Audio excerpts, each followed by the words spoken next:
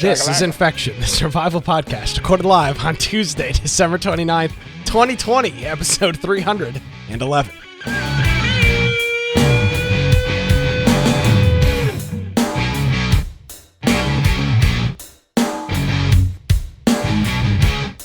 Hello, ladies and gentlemen, boys and girls. Welcome to another episode of Infection, the survival podcast. Infection is your source for the latest information on survival video games.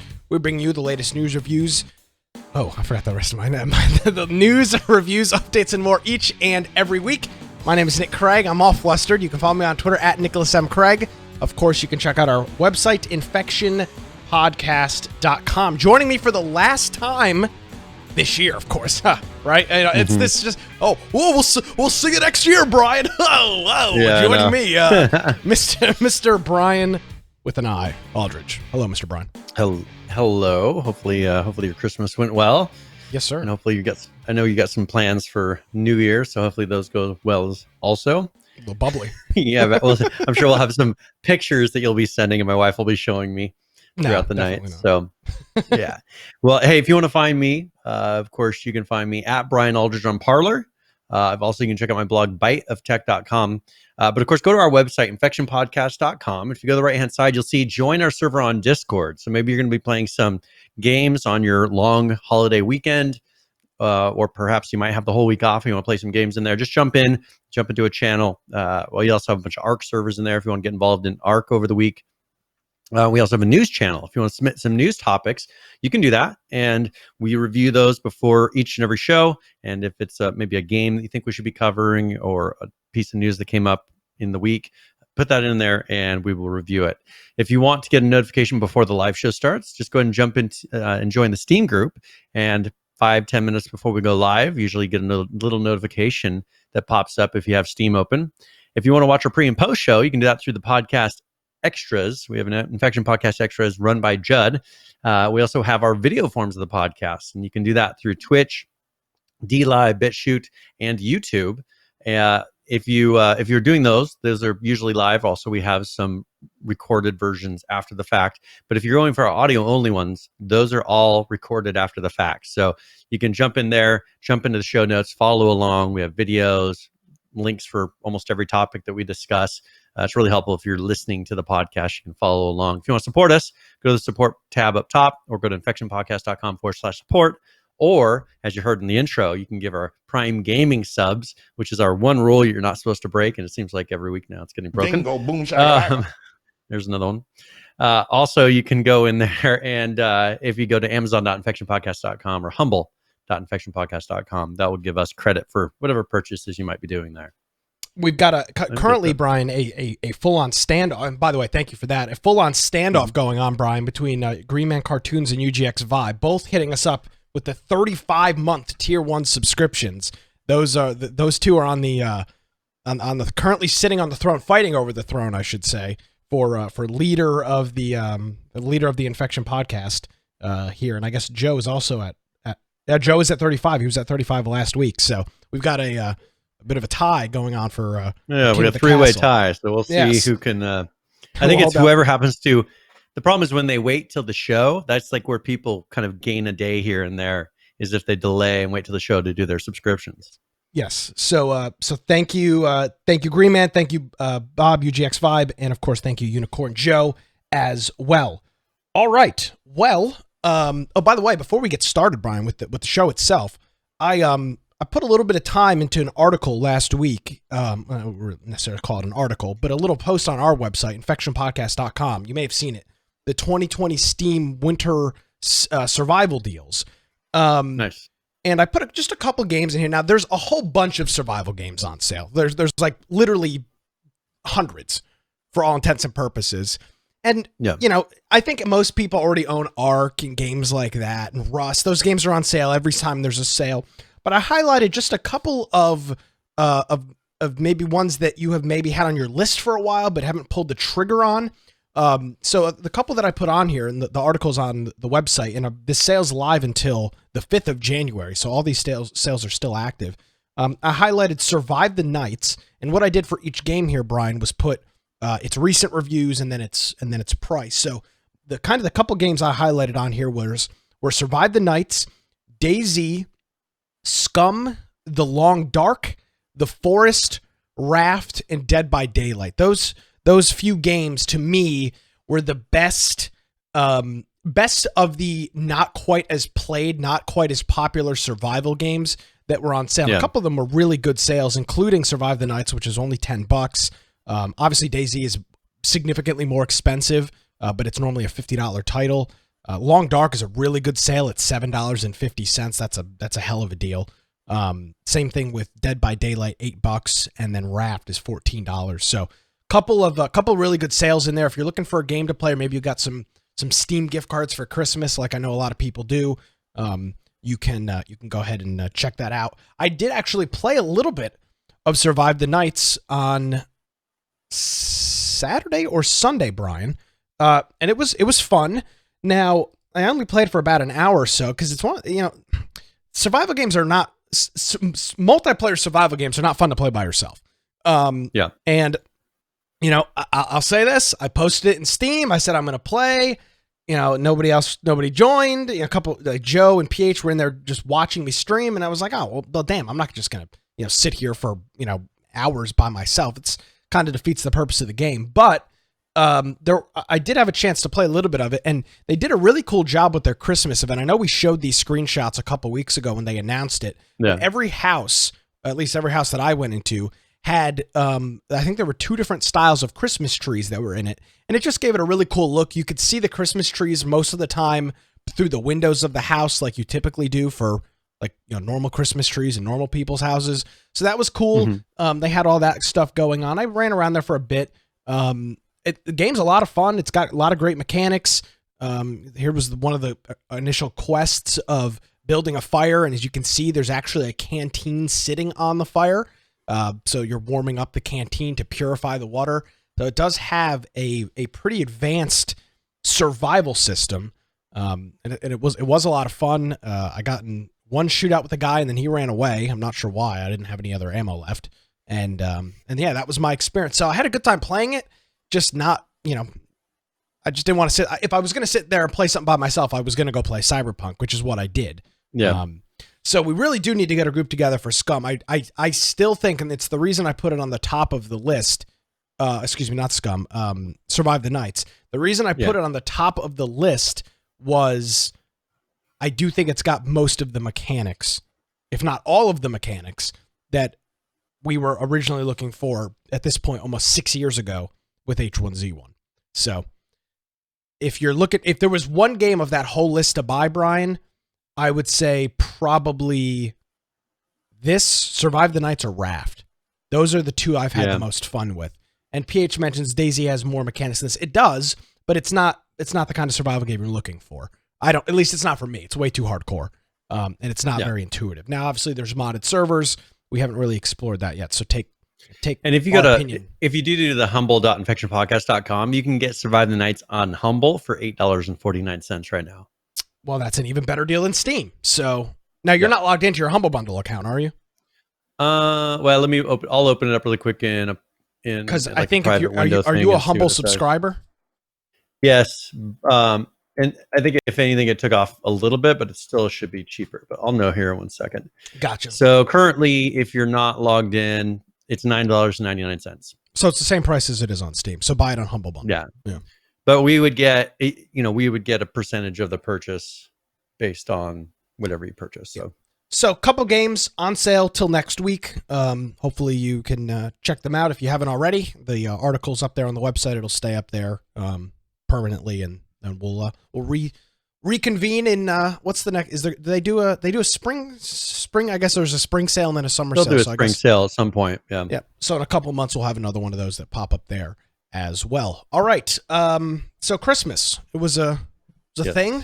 How was your life has changed drastically in the between Christmas 2019 and Christmas 2020 in multiple ways. So how was that? Yes. It's been good. So we went to multiple families' houses and saw everybody opened up presents and opened up presents here. And so it's been interesting. We've had I'll have to tell you some story, maybe in the post show, we can talk a little bit about some of the disasters that have happened in the house. with Yes. all the animals coming together and all the crazy things. But it's been very interesting. We got the Christmas tree up. It has lights on it. Plugged it in. We got a few ornaments on there, but we never did finish decorating the tree just because it's been so crazy. All the ornaments were sitting next to the tree, and we had Christmas presents under the tree till the pigs opened them all. And then so it's been quite the. So we pulled out all the presents Christmas night after we locked up the pigs, put them all out there for the morning, Christmas Eve night. So definitely a little bit of adjusting there, but yeah, it went very well. Very Excellent. Very good Christmas. My Christmas presents came yesterday. UPS had lost my package that my mother sent me. She spent all this money to get it shipped priority mail in the middle of December, and it showed up yesterday. So she was very upset about that. I, being a male and an adult, I didn't particularly care all that much. So I had Christmas a couple days later. I adopted a cat on Saturday, so the day after Christmas. That was fun. So she's roaming around here somewhere, hanging out, getting kind of checking out the whole scene and seeing what's going on. So I've got a new, I guess we could just call it a new mascot for the show.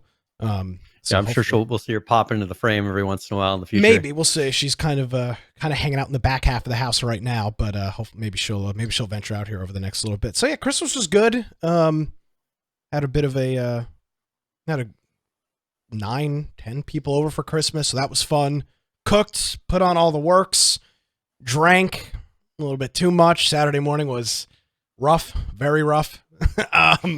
So it was a good time. It was a good Christmas. Yeah, I mean it was good. Can't complain. It was pretty nice out. It's pretty nice out now. So one thing we do need to figure out, because I know a lot of people will have Friday off if we want to try to pull some games together. You're talking about some various games, but do we want to pick one at some point and say, hey, we're doing this game? So Survive the Nights, purchase it. It's $9.99. And then this Friday, because we didn't really do anything because of Christmas. It's a little bit different. But I think New Year's people are willing to get on because, what family obligations do you have on New Year's Day? Yeah, none that are like Christmas. So I say people should be able to play. So we'll play some games because I'll get my wife's computer hooked up. It hasn't been hooked up yet since we've moved, or since she's moved, and then that way she can join us.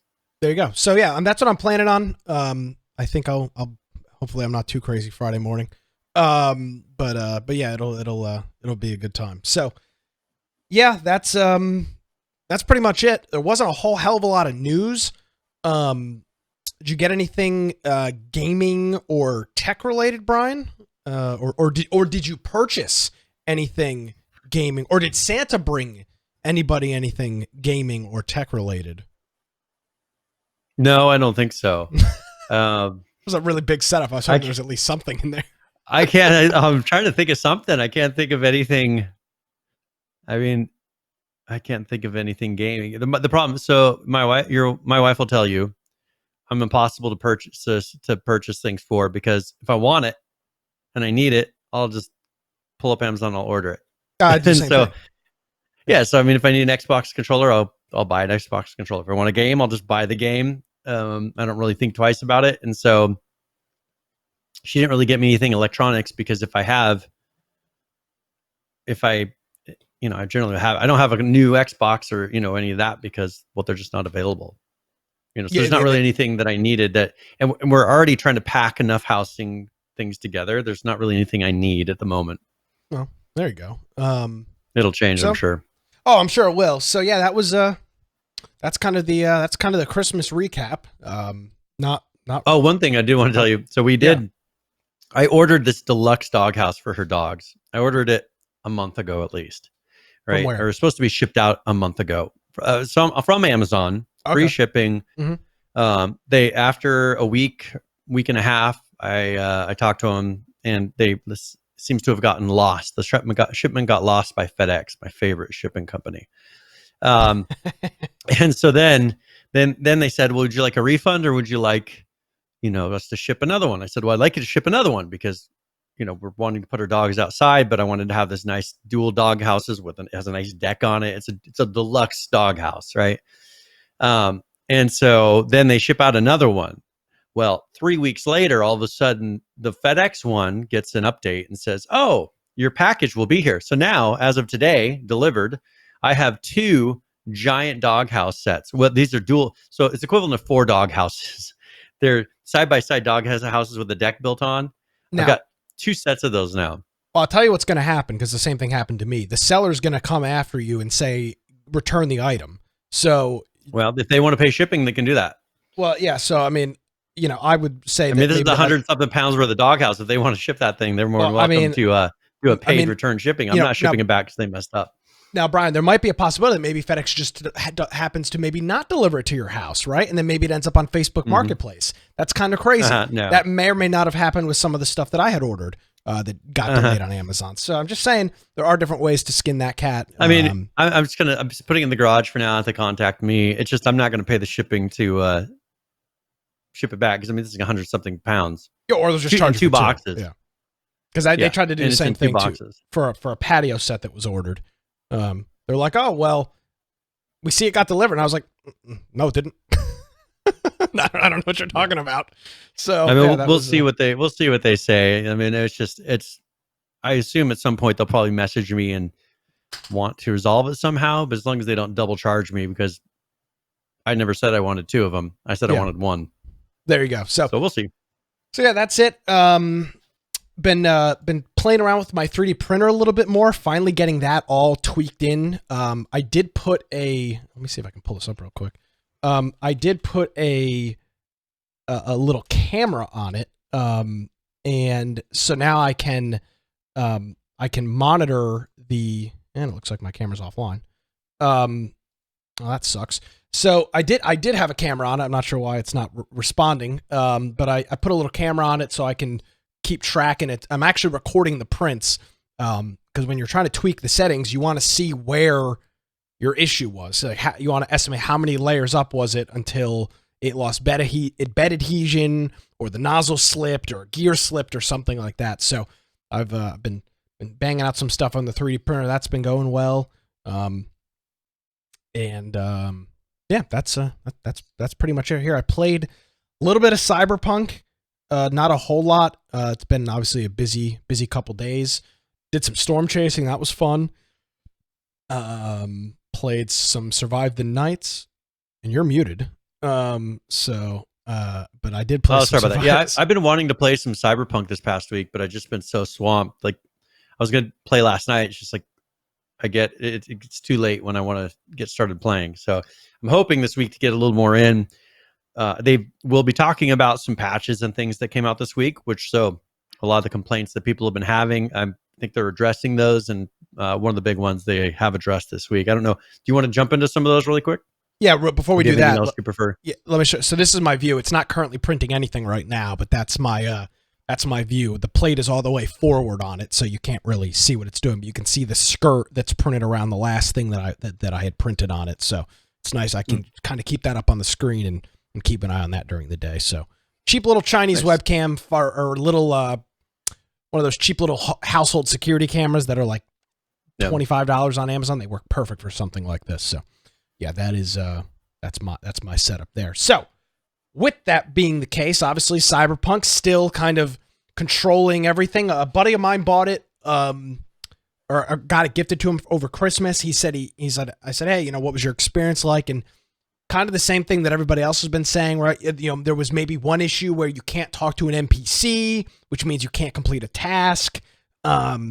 It's just really sporadic. There's no rhyme or reason. UGX Vibe is saying Cyberpunk is sucking for me. It's very, very sporadic. There's no rhyme or reason.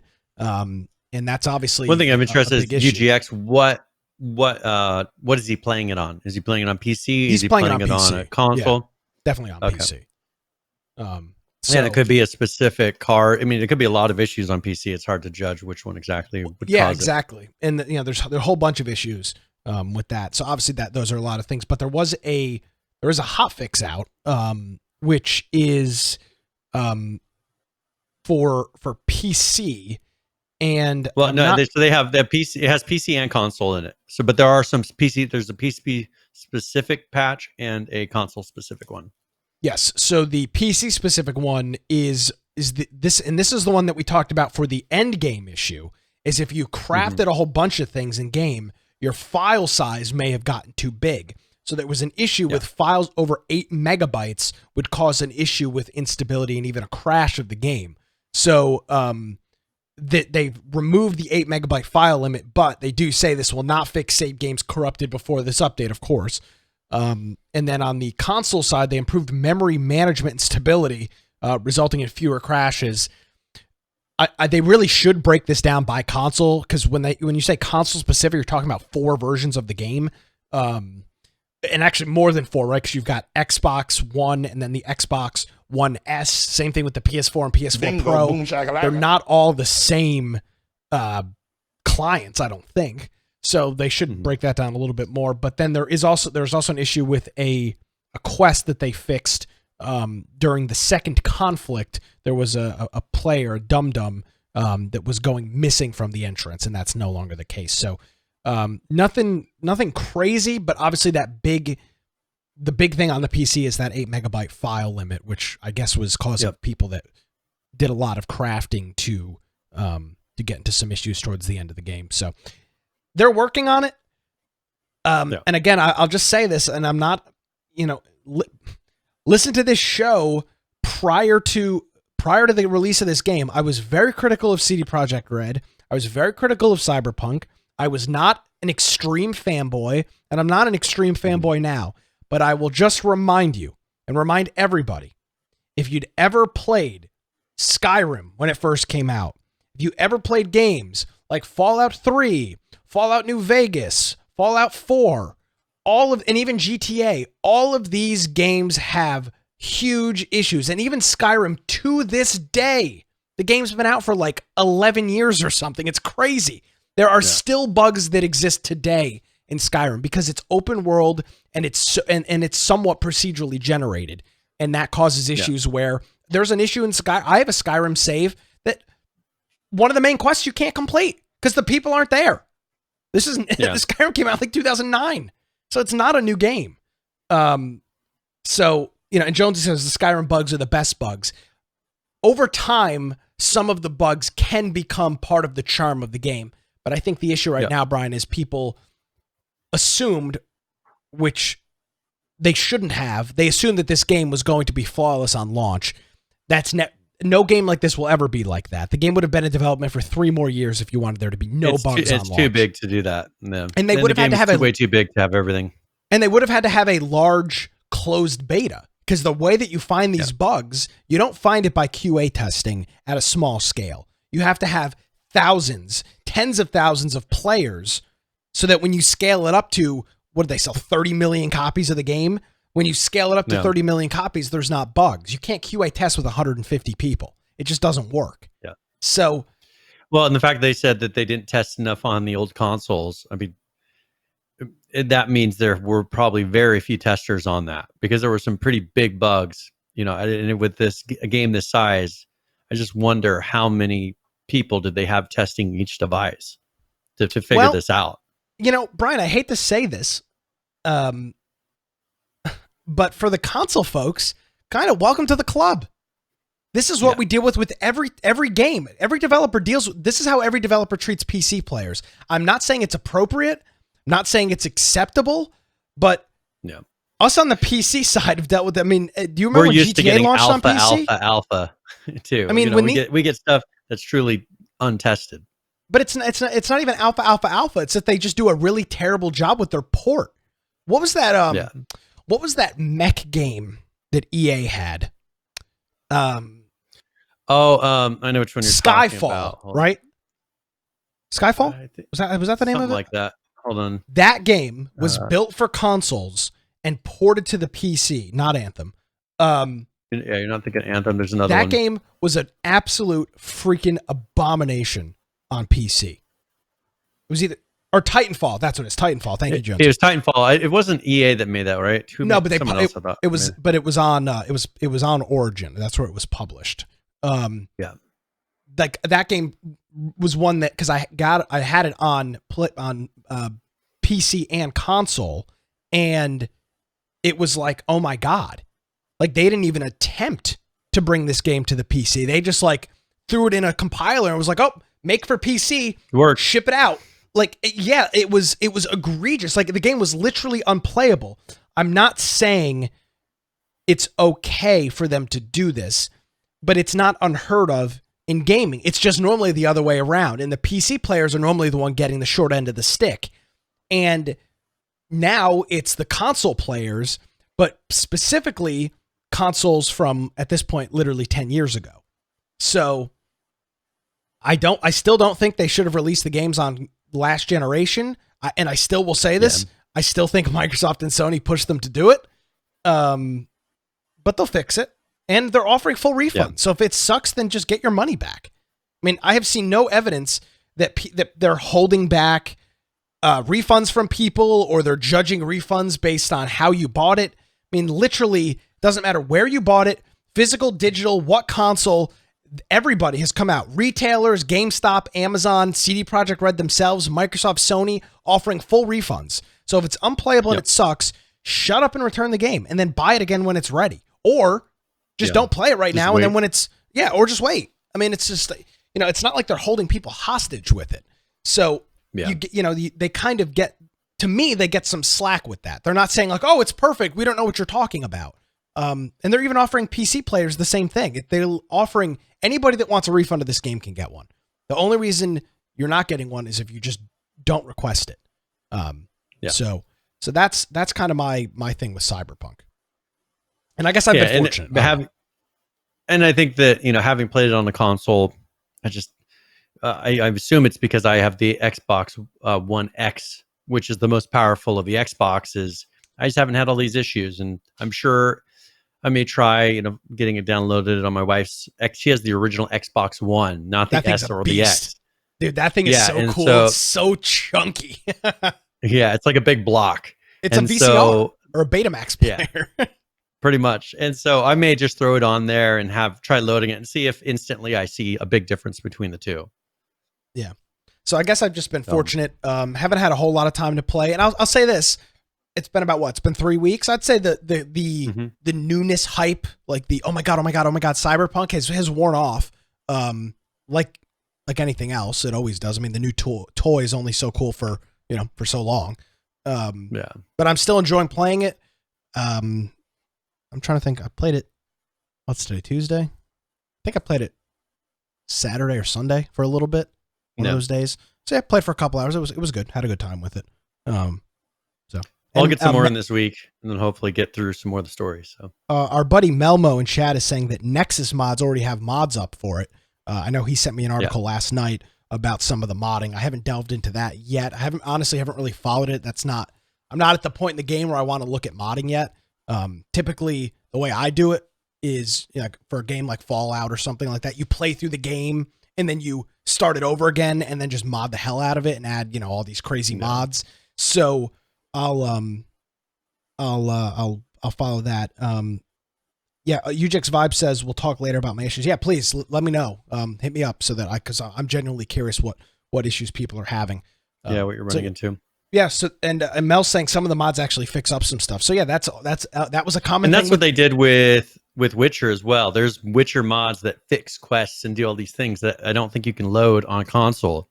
So I guess that's one benefit of a PC. You can load a mod, and a lot of fans go in and fix a lot of the quests that haven't been fixed by the developer yet. So absolutely. Now there's a web page, Brian, for Cyberpunk. It's cyberpunk.net/DLC. And it's just essentially a blank screen. Well, it's not a blank screen, but it's just a screen that says free DLC hitting Night City, of course, the main city in the game. Early 2021. Stay tuned for more info. What's the deal with this? Is there anything in particular that we're waiting for? This kind of popped up. I mean, this just popped up, and they were kind of thinking that this was, just a hint at when this is coming. I'm assuming now DLC means something very different than I think what it used to mean. I'm kind of thinking that this is probably going to be some sort of a Twitch giveaway or some sort of a skins or weapons or something that you get in the game. That's personally what I think it's going to be. When they say DLC, I don't think they're going to be saying like content expansion of, whole new quests or a new area. I think this is going to be more of skins, DLC of, here's weapons and things that you can get inside of Twitch or something like that. Maybe it'll be something bigger than that, because CD Projekt Red really hasn't done the whole skin thing before. So maybe they will actually stick to what they've done before and have a real DLC. But since they are going to have an online version of Cyberpunk, I kind of think that maybe they're going to start introducing some of the skins to the game. So I may be wrong, but I'm kind of thinking it's not, when we say DLC, I don't think it's going to be a big content patch. But hey, it's CD Projekt Red. They don't have a history of doing skins, so maybe they won't be doing that. Now, I know in early 2021, there's supposed to be a large update to the game. I don't believe that's what this is. There's supposed to be a big quality of life, big content, or not a big content. Yeah, I don't think that is this. So, but Jonesy is saying DLC for CD Projekt Red normally means cosmetics. Then they have expansions, which would be what it sounds like: quests, maps. That's what I'm saying. Usually they'll include stories. Both. It's usually not just a pure skins patch. Usually they'll have something that includes a few things in it, but usually has more than just what, the skins that we see in a lot of other games. Interesting. So obviously development is still ongoing. They're still working on it. They're releasing updates. There is a plan for DLC. We'll have current players coming up here towards the end of the show. So we'll talk about who's at least playing it on the PC side. So, or at least not on the PC side, but playing it on Steam on the PC side. So that's where we stand with that. Now, we did briefly talk about last week the idea that a class action lawsuit would be filed. And without I don't believe our resident attorney is in the chat, but from what I understand, Brian, about a class action lawsuit is it's many individuals, regular people that all combine their forces as one to sue a large entity. So instead of like me suing CD Projekt Red, it's me and 100,000 people sue CD Projekt Red. Typically, a large law firm takes it on. They'll collect like 70% in fees based off of whatever the settlement is, and then everybody else gets little peanuts. I was actually part of a class action lawsuit. I think you were too, Brian. Were you part of that AMD class action lawsuit? Yeah, I think I got like 8 CPU worth of them. So I was part of that lawsuit, and that like I filled it out whenever it came out, and then like 3 or 4 years later, a $40 check from Advanced Micro Division or whatever their acronym is showed up in the mail addressed to me. It was like $37 or something like that. So that's typically what happens with these. You fill them out. There was a big class action lawsuit against, God, who was that? Equifax and all those guys. There was that huge one there. Nobody's ever got paid on it because like 1 billion people applied for. Oh yeah, it'd be a quarter of a penny each. And how they can write those checks? The checks cost more than what you get. Yeah, so the attorneys, of course, just eat all the fees. So Falcon says I was notified about that lawsuit. I refused to join that. I knew what I was buying. Well, I appreciate you not joining, Falcon, because I got an extra. You got an extra penny there. A couple extra pennies for that. So there is a lawsuit that has been filed, but the courts have indicated that there might be some issues there. So now this is a U.S. based lawsuit that's happening. This is a U.S. based class action, and they're filing it in New York. I don't know what district in New York, presumably the Southern District of New York. The Rosen law firm is suing for damages to those who purchased securities in CD Projekt Red between January 16th, 2020 and December 17th, 2020, based on statements made by those associated with CD Projekt Red. So this one, Brian, isn't for people that purchased the game. This is for shareholders and for people that purchase securities, essentially purchase stock in the company. And if that's why you look at that date of December 17th, the game came out on December 17th. So that would be, that's that. Who knows what will come up with that. Let me read off really quickly here's pretty much the statements they're making. They have a press release, but they pretty much come down to this. And I want you to tell me how much you agree with their statements. Cyberpunk 2077 was virtually unplayable on the current generation Xbox or PlayStation systems due to an enormous number of bugs. That's their first point. Okay. As a result, Sony would remove Cyberpunk 2077 from the PlayStation Store, and Sony, Microsoft, and CD Projekt would be forced to offer full refunds for the game. Number 3, consequently, CD Projekt would suffer reputational and pecuniary harm. And 4, as a result, defendant statements about its business operations and prospects were materially false and misleading and or lacked a reasonable basis at all relevant times. When the true details entered the market, the lawsuit claims that investors suffered damages. So that's their statement. So I can't make an assessment on the first one. I haven't played it on an Xbox or PlayStation. I know, and the internet and what people post on Twitter is not a good representation of what it was actually like. Yeah. Presumably millions of people have played on current generation systems. You're in fact playing on a current generation system. Well, actually, you're not. You're playing on last gen. To me, current generation is Xbox. Current generation is PS5 and Xbox Series X. That is not supposedly runs fine on. Well, yeah, but I don't understand what current generation means. That they're gonna have to work on their verbiage there, because that to me doesn't make any sense. Yeah. Well, I think because they're going for effect. Because if they said prior generation, they'd be like, well, what do you expect? It's old technology. So I think they're saying current to try to make it seem like, oh, it's the best you can get. No, it's not. Well, I'll tell you this, though. This is the big difference, and we've talked about this in the past, Brian. This is the difference between, because I saw this article pop up, and I saw it on Twitter or Facebook, and I was looking at the comments, and people were like, well, then we should do a class action lawsuit against this game and that game and this, and it's like, you're missing the point. Slippery slope. Yeah. It's not that it's a slippery slope. It's that this company's got shareholders. It's got investors that it has to report. They're not going to be they in the class action lawsuit for bugs for people purchasing the game would not happen. I mean, that would go nowhere. And I think you're right. They're mistaking the fact that this is for investors, not people who purchase the game. They're claiming that people were misled, which caused them to have a financial loss. You not getting the full enjoyment out of your video game is not a financial loss. It may suck for you, but you bought the game that was there. Well, the claim would also be that you bought securities or shares in a company based off of statements, and that this law firm, Rosen Law Firm, is going to try to prove that those statements were incorrect and that you made a financial decision based off of false information from the company. I don't think this will go anywhere. The number of people that will be in this is probably not huge, because the stock is not traded on a U.S. stock exchange. It's traded on the GPW, which is the Warsaw Stock Exchange. So it's not even traded in the U.S. Obviously, you can buy that stock. You can buy international stock, but it's not traded in the U.S. So I would assume most people don't own CD Projekt Red. So honestly, I didn't even know they were a publicly traded company, to be perfectly honest with you. But I don't foresee anything going on with this. But I mean, who knows?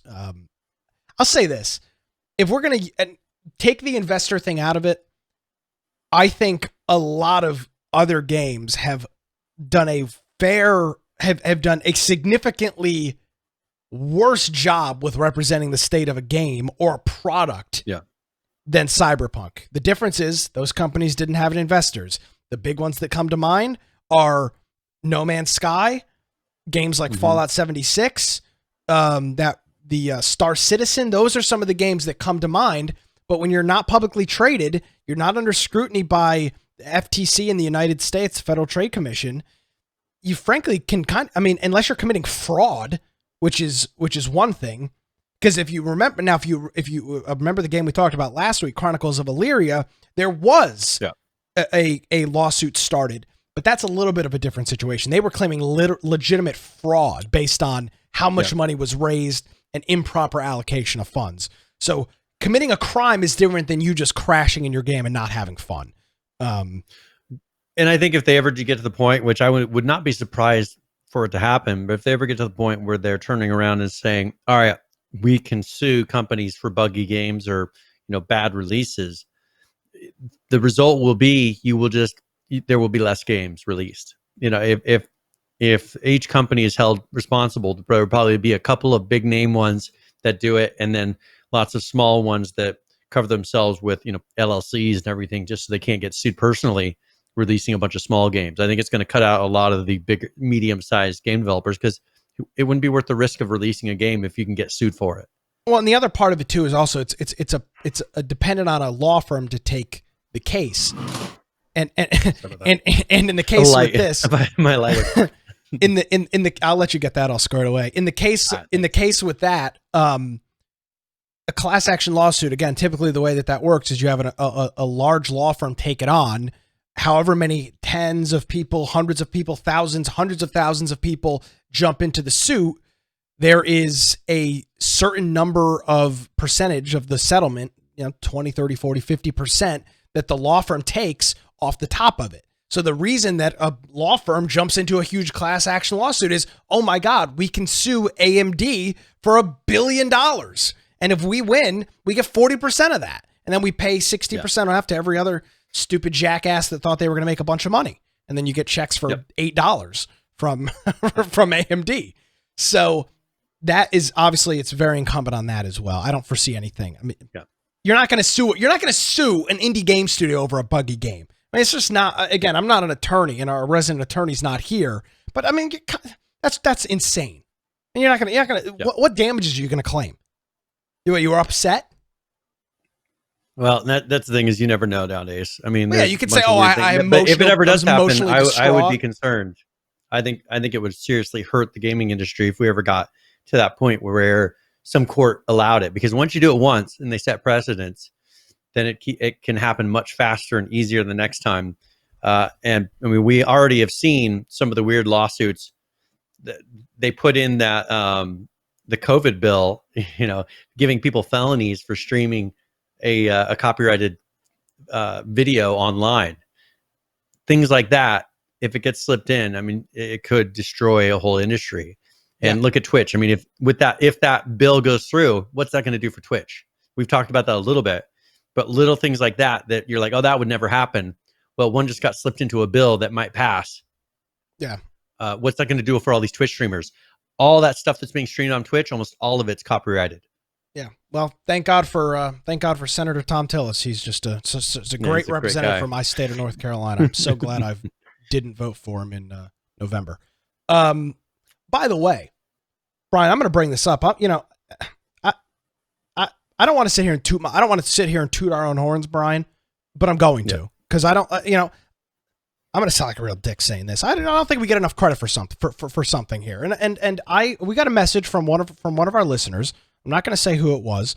And I'm not going to read through the whole message because it was long, but essentially, and I sent this to you, the premise of the message was, like, we are pretty much politically polar opposites, and in such a politically charged year that 2020 was, with COVID and presidential elections and just all this stuff going on, he really appreciated the fact that we, for the most part, kept politics out of the show. And he said that he had to stop listening to many podcasts throughout the year because they either became so anti-Trump or so pro-Trump when they weren't political shows, that it's just like, hey man, I'm here to listen to, like, I don't know, you talk about video games, not Orange Man Bad or Orange Man Good. Like, it's just, it kind of felt into that. So, he said, I do think that a lot of our complaints that where politics were brought into the show was more of our complaints about websites and video game, journalists bringing politics into the things that we're discussing. We're having politics thrown in there was a period of time, however long, the weeks leading up to the election, where they were just throwing everything on these sites, and every little thing with random games that we talk about, trying to twist politics into it. And it's just that, I think that a lot of what we were complaining about was that. Yes. Because, and he mentioned that. That is the thing, it's become ridiculous where you can't escape from it. Yeah. He ended with, politics are creeping into gaming, so it's kind of impossible to ignore. It's unavoidable when every game has to have an LGBT character or it gets review bombed. So thank you very much for your message. It is greatly appreciated. And I'm glad that, Brian and I had some pretty heated and lengthy conversations privately about how we wanted to handle this stuff. And I'm glad that it was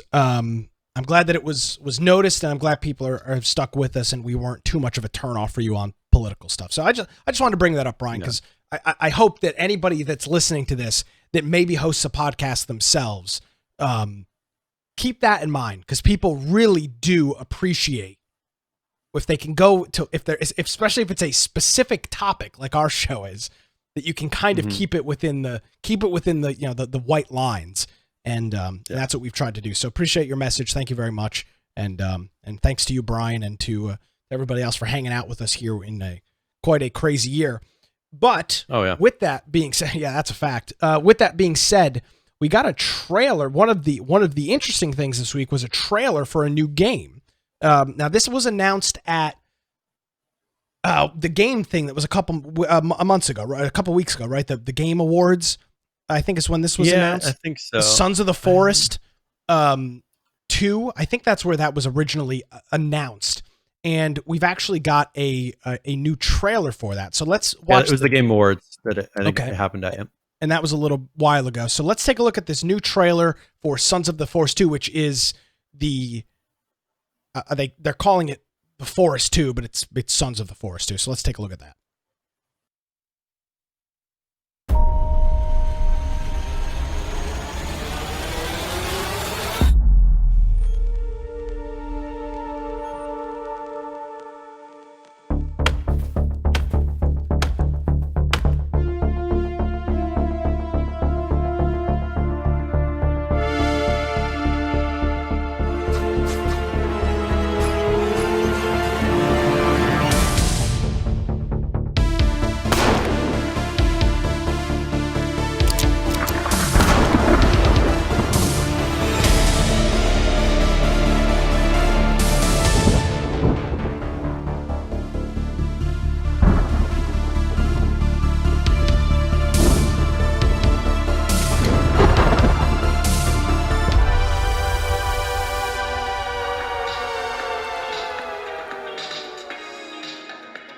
Oh, yeah.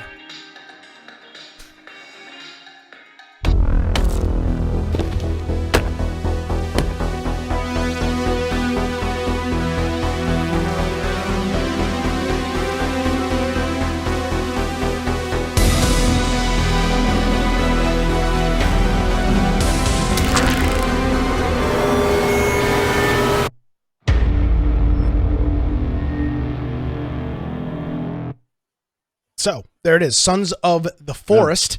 Which is essentially The Forest 2. New trailer out. For the most part, the mechanics look relatively similar. You could see in that one thing, there was a big tree. It was broken in half, and the logs were kind of split down the middle. That's pretty standard for how the current game plays.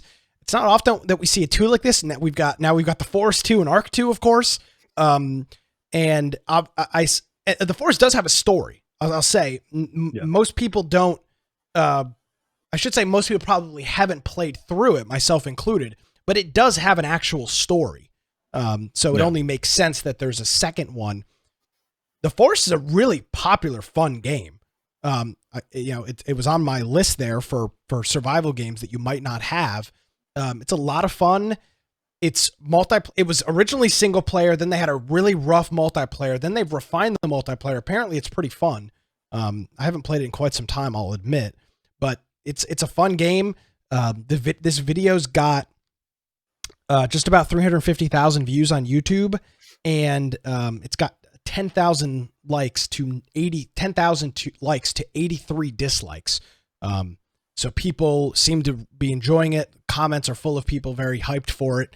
And as you saw at the end of the trailer there, 2021 is the year for that. So we'll have a sequel in some way. Hopefully they have a better multiplayer system in this one. I know they did improve the last one a little bit, but it would be nice if they actually had the ability to spin up servers and have them handle a decent number of people if the map's big enough.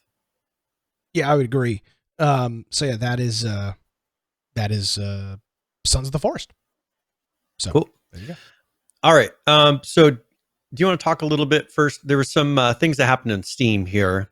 Yeah, and sure. They did their best of 2020, which kind of talked about a lot of the top selling games, the best free to play games. And so I just wasn't sure if you wanted to maybe run through a few of those, talk about what games sold the most or were played the most in 2020. Their top sellers, they did them by like platinum, gold, and silver, bronze. They did them kind of a weird way, but they did have their top ones, which a lot of them you probably would expect. The fact that GTA is still on here as a platinum seller in 2020 is insane to me. This game has been out for. I mean, I don't even. When did this game? Well, this will tell me when it came out on Steam. When did this come out on Steam? 2015. But for 5 years. 2015. Yep. And it's still one of the most played top platinum games. Dota 2 is free. That's kind of stupid. That shouldn't be on there. Fall Guys is not surprising. That obviously came to popularity over part of COVID, as well as Among Us. Battlegrounds up there, that's still pretty surprising, Brian. It's not a cheap game. It's $30. CSGO on there. The new Doom, which I still haven't played because I'm a stupid jackass. Apparently a lot of fun. Cyberpunk, that's not a surprise.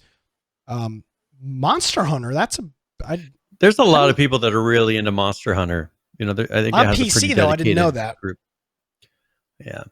There's a lot of people that play. I tried playing on console. I just found it difficult to get into. But I think once you get past that difficult learning curve, kind of understanding the game, people seem to really love it. Let's see, Rainbow Six Siege, and then Destiny Gold was Halo was on there. Borderlands 3, Jesus, that game.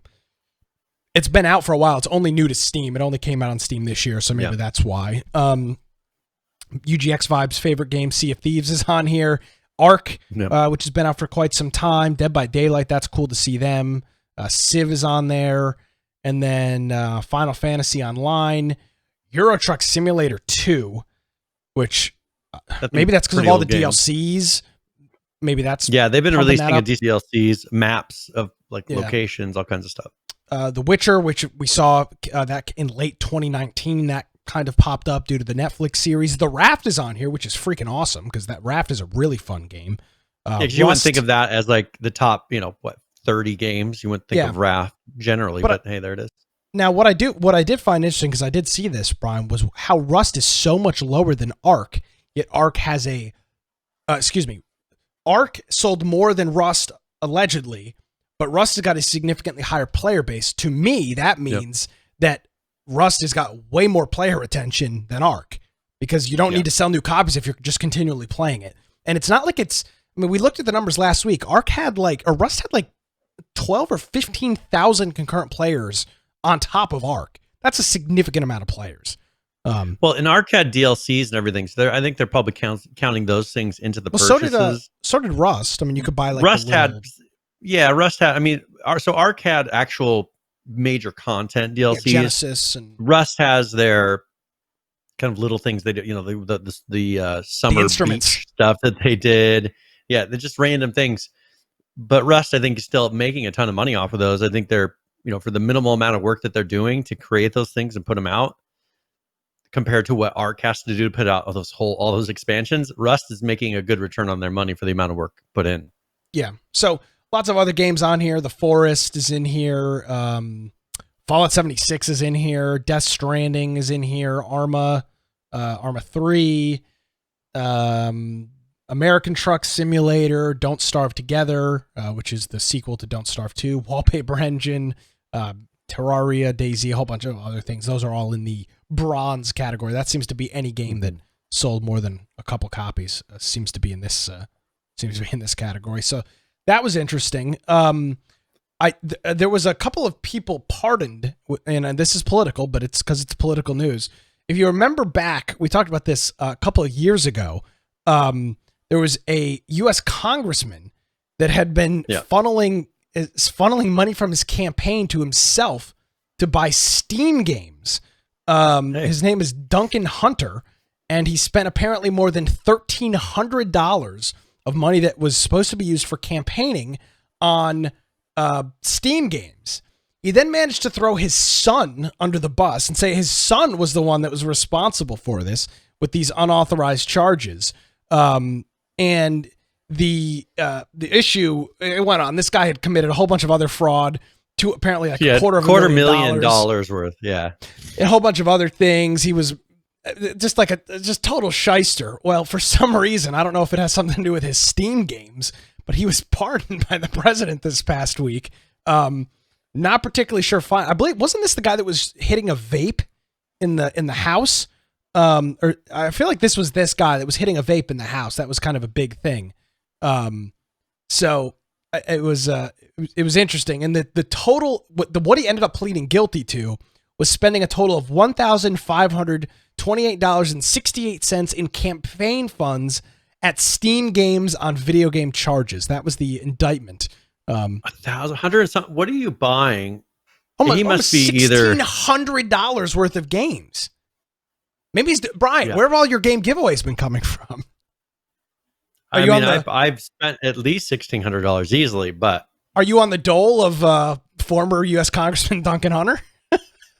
Yeah, maybe he was sending me things. Because I have definitely spent over $1,528.68 on mine. Yeah, but in such a short, but like this was on just one campaign season. Yeah, it's a lot of money. He's probably getting a bunch of skins and everything else. Yeah, maybe he's buying he really enjoyed CS:GO keys, right? Just keep buying those over and over and over again. Yep. Hey, maybe he was trying to fund his campaign by then selling them on the market and turning a profit. Perhaps, and then he like a real jerk. He then blamed his son. I don't know why he was pardoned. I don't particularly, and it doesn't particularly matter for this, but it was pretty funny to see the headline. The U.S. Congressman caught using campaign funds on Steam has been pardoned by Trump. Pretty funny headline. not something that you think you'd see. But then after all, it is in fact 2020. J Dollar says 26 $60 games. How many? Again. Show me 26 $60 games on Steam that you'd want to buy in such a short period of time. Buying, yeah. Yeah, come on.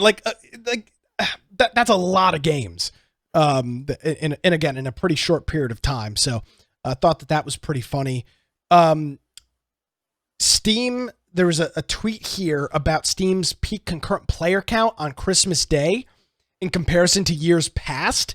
Maybe this has something to do with COVID and people not traveling. In 2019, it was 15.8 million. In 2020, it was 23 million concurrent players. So, I mean, you're talking about a significant bump. In 2015, it was at 10 million. 2019, 19. 2020, 23 million. So, a huge bump in that. And obviously, I'm sure a lot of that has to do with the fact that people weren't traveling. So yeah, there you go. All right.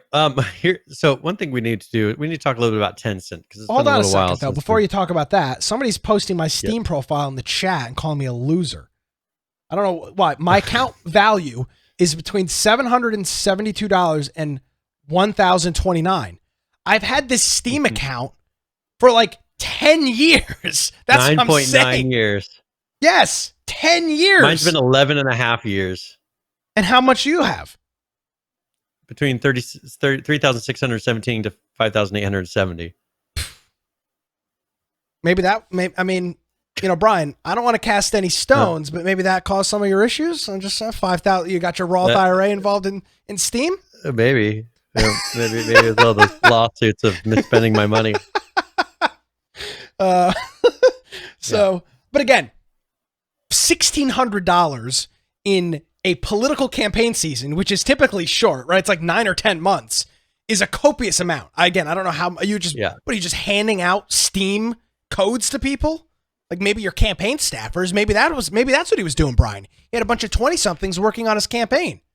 Buying copies of Call of Duty. You put in some extra hours this week? Yeah. We'll give you something. Yeah, I mean, that would actually make sense.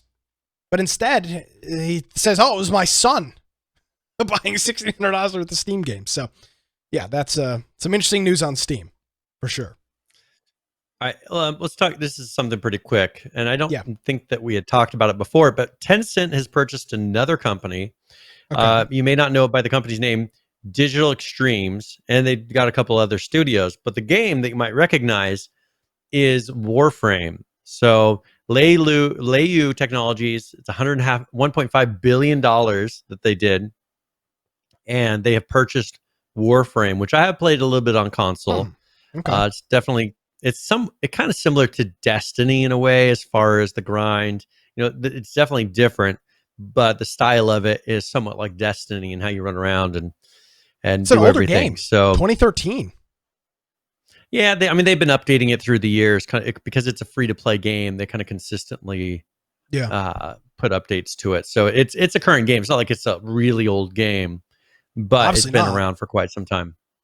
So $1.5 billion, not anything to wave off easily. But hey, that's Tencent purchasing another company, and we'll see where this goes in the future. Awesome. I wasn't sure if you want to talk about, there was a new gaming console that came out. Yeah, we can mention it. Okay. The KFC console. I mean, this thing's never going to come to market. They was it Cooler Master, I think, and KFC worked on came up with a design for what they're calling the console. It's not a console; it's a PC. It honestly looks like it would have terrible airflow, and probably not great performance. Heat it right there. It's got a little oven in it. I mean, it's probably an old AMD chip. I was gonna say they put an FX, an AMD FX 3950 or something in there. You'll be good to go. So yeah, and Judd said it's a NUC and NUC inside, which is it's an i7 NUC, which is their mobile, or not their mobile, their small form factor units. This is a more of a gimmick than anything else, I think. People were like, "Oh my god, I didn't know." But KFC has had an esports team since like 2018. So yeah, they're pretty active. It's not that they're pretty active, but they're one of these companies, Brian, that's got somebody probably in their late 20s, somewhat high up in a marketing position, and they think this is a good thing to do, and it is, because name me another fast food joint that's got anything to do with video games at all. I can't name one. And now people are talking about KFC, and obviously, it's not, KFC is not quite as, when I think fast food, KFC is not the first thing that comes to my mind, and I guess they're trying to change that. So if you're trying to do that, KFC's got it. And Saul Greatman hitting us up. There's our resident attorney, hitting us up with a 34-month resub saying, "Can we buy an extra crispy edition?" You just leave it in there longer. So it's got the chicken chamber. You can heat one piece of chicken at a time. Perfect use of all the power that it used to run. Yeah, I mean, this thing will never actually, like, these will not be mass produced. I don't think. No. I mean, there's nothing I've seen to indicate this will be a marketable item that they will sell. I mean, I could run my Plex box on it. I'm sure that would be perfect. Yeah, and a little Plex box. But to me, it seems like this would be something. For example, they would sponsor a gaming tournament, and it would be, and then you'd see all these things sitting on the computer desks. This is what they're playing. This is not a mass market console, so it's not a console at all. Which that kind of irks me, because it's literally a Windows PC. So. Yeah. All right. Well, I figured we'd mention it. It was in the news, so people come across it. But yeah. And they say it's going to be ready for VR, which is cool. So I mean, it's a decent form factor. I just can't imagine at the price it's going to be available, it's going to be a steal of a deal for a small form factor computer. But to each their own. Yep. All right. So let's go and I don't know if you have anywhere you want to talk about, but I figured there's some things going on with ARK that are relevant to New Year's Eve. So I figured maybe we would want to talk, because it's actually a surprise event that they announced. I think it was today that they announced this, but they're doing a New Year's surprise event in ARK from Studio Wildcard. And they announced this December. Well, they announced it December 23rd, but starting on December 31st at midnight EST. So pretty much January 1st. They're going to be, it says, our official network will be bombarded with raining gifts in a hail of fireworks to mark the end of 2020. These gifts will contain a collection of your favorite skins from past events that are currently unavailable. And Chibi Bonanza, and by Bonanza we mean the drop rate of rare, very rare, and legendary chibis will be dialed to over 9,000. Cool. So something special they'll be doing. I don't mean, we run our own private servers. I don't know if this is something they'll allow us to kind of turn on as an event. I would hope so. They'll do an update. Usually that's what they do, as long as they're not doing something so specific to their official servers. But I'm pretty sure we'll be able to turn this on ours and have some fun things going on. And I think even if you get the skins on a private server, I think they carry over to your account, if I remember correctly. Now, let me ask you this, Brian, because our ARC servers, since Falcon's kind of taken over the reins of moderating those, we've seen some pretty good growth on them. Are we broadcasting that the show is live on those ARC servers? No, but I could very easily through a cron job throw a message in there. Yeah, I can broadcast to all a message and have it do it at a certain time. Because I'll tell you what, these ARC players. I'll actually do it right now while we're talking now. Well, I think that'd be good. And before they get here, these ARC players, man, these guys are emailing us on Christmas Day. What's going on with the ARC servers? I'm thinking, who the hell are you? You're playing on our free ARC server. Like, until you've got some money in the race here. I mean, you can't be sending me an email on Christmas asking me what's going on with the ARC server. First of all, I have no freaking clue. I can't even maintain it if I wanted to. And then, Christmas Day, give me a break. So hopefully we get some of those ARC folks either converted over here or putting their money where their mouth is on the moderation stuff. So, see, Joe says, there you go. I actually done. We'll see. That's because you're a good moderator, Falcon. But don't send me an email and say, hey, what's going on with your ARC server? I'm like, we have ARC servers? News to me. Those are. By the way, I have an interesting story for you, Brian. I was talking to our friend, Mr. Landgun, this week, and he called me earlier in the week and said he had a couple questions about ARC. So I was chatting with him. The PS4 version of ARC does not support crossplay of any kind due to Sony's heavy restrictions. There's a lot of conflicting information online. You cannot crossplay on any other system with the PS4. The confusion is you can host PS4 servers on the PC, but you can't join them from the PC. The PS4 version is locked down. Same thing with the mobile version of the game. So the iPhone and iPad and Android versions can't cross-play with anything else. So if you want to have an ARC server on the PS4, you have to go rent it, and it's only playable on the PlayStation 4. Now, the Xbox version has some cross-play between the Windows 10 version and the Xbox version, but PS4 and mobile have no crossplay whatsoever. And he was like, man, this sucks. Imagine people, we're all relatively technically savvy, but imagine if you have an Xbox and a PlayStation and a PC in the house, and you got, 3 people that want to play ARC, and you're trying to figure out why can't we all play together. It's very confusing. Mm-hmm. There is a rhyme or reason. It's because Sony's got a terrible terms of service, but it's very confusing, and there's no answer one way or the other if it's allowed. You read forum posts from 2017 and people say it works, but it doesn't. There has never been any crossplay from what I can see on the PS4 version of ARC. So I thought that was interesting. I was a little surprised by that, but he was like, man, I don't want to go out and I want to play ARC with my daughters, but I'm not going to go out and buy 2 gaming computers to do it. Like, that's stupid. So I thought that was rather interesting and kind of fit into the ARC topic here. There's at 15 minutes before the live show, all of our ARC servers will now be broadcast. Join us live with our Twitch channel. Fantastic. You're the man, Brian. Officially done. I never doubted you.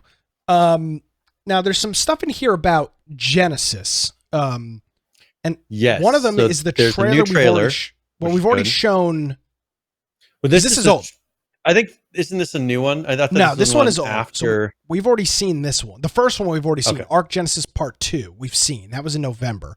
Okay, yeah. But the new one, I think, is the bottom one here, which is the TLC. This is the TLC that they've done. Yes. So this one is relatively new. So let's take a look at this quick video for the TLC pass on ARC.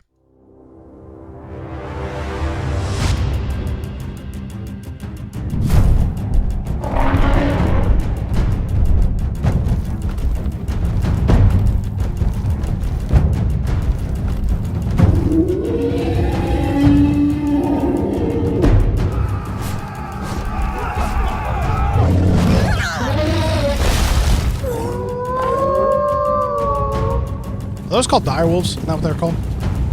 Yeah. Those things are super badass.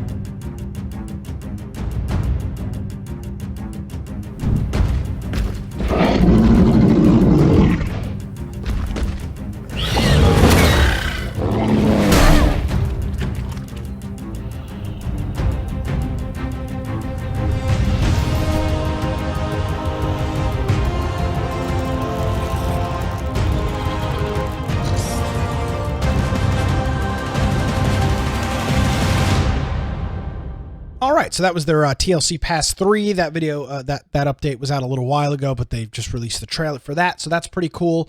And then there is one update for Ark, which is 320.31, which fixed an exploitable client crash. So, yeah, not a whole lot of detail, but there was an issue. I wonder if some of those things like with the TLC things, are these changes that they've done because of the new Arc that they're working on, or is this totally aside from that? Because I would assume if they're going to be remaking some things to look better with the new version, those would be perfect things to start bringing into the original game, because it's not really costing them anything extra to do, but they drastically improve the look of the old game. So it'd be interesting to see if this is the same thing that we see once they do release Arc 2, if it's going to be some of the same models. Yeah, absolutely. So this was a client only fix, and that's all we have for updates from Ark. All right. Do we have a game giveaway, Mr. Brian? Yes. So let me go ahead and if you type exclamation point giveaway in chat, refresh my window here for it to work. I'm going to be giving away a copy of Overcooked 2, and it comes with some DLC. This is a really good game. It's a good couch co-op game. I've really enjoyed this. It'll take a second before you type exclamation point giveaway while I get it created. But this is one that Nick actually recommended to me originally. I played it on a console, and it was a lot of fun. I beat the whole thing, and this is the Overcooked 2 plus Too Many Cooks plus Surf and Turf pack. So it comes with 2 DLCs. Yeah, I mean, I'll probably just give them all, because I can give the base game away, and then it's got codes for separate DLCs. Do you think I should just give them all 3 of them at once? Might as well. Yeah, Merry Christmas, Happy New Year. So this will be, since this is I guess this is close to our Christmas episode, the week after, and our New Year's episode. This will be Overcooked 2, Too Many Cooks, and Overcooked 2 Surf and Turf pack.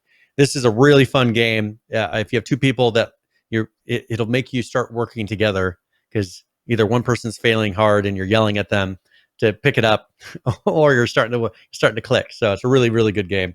Exclamation point giveaway, and we'll go ahead and start this in about 45 minutes. Excellent. So yeah, you can go ahead and enter that. Let's quickly talk about a game called Deadside.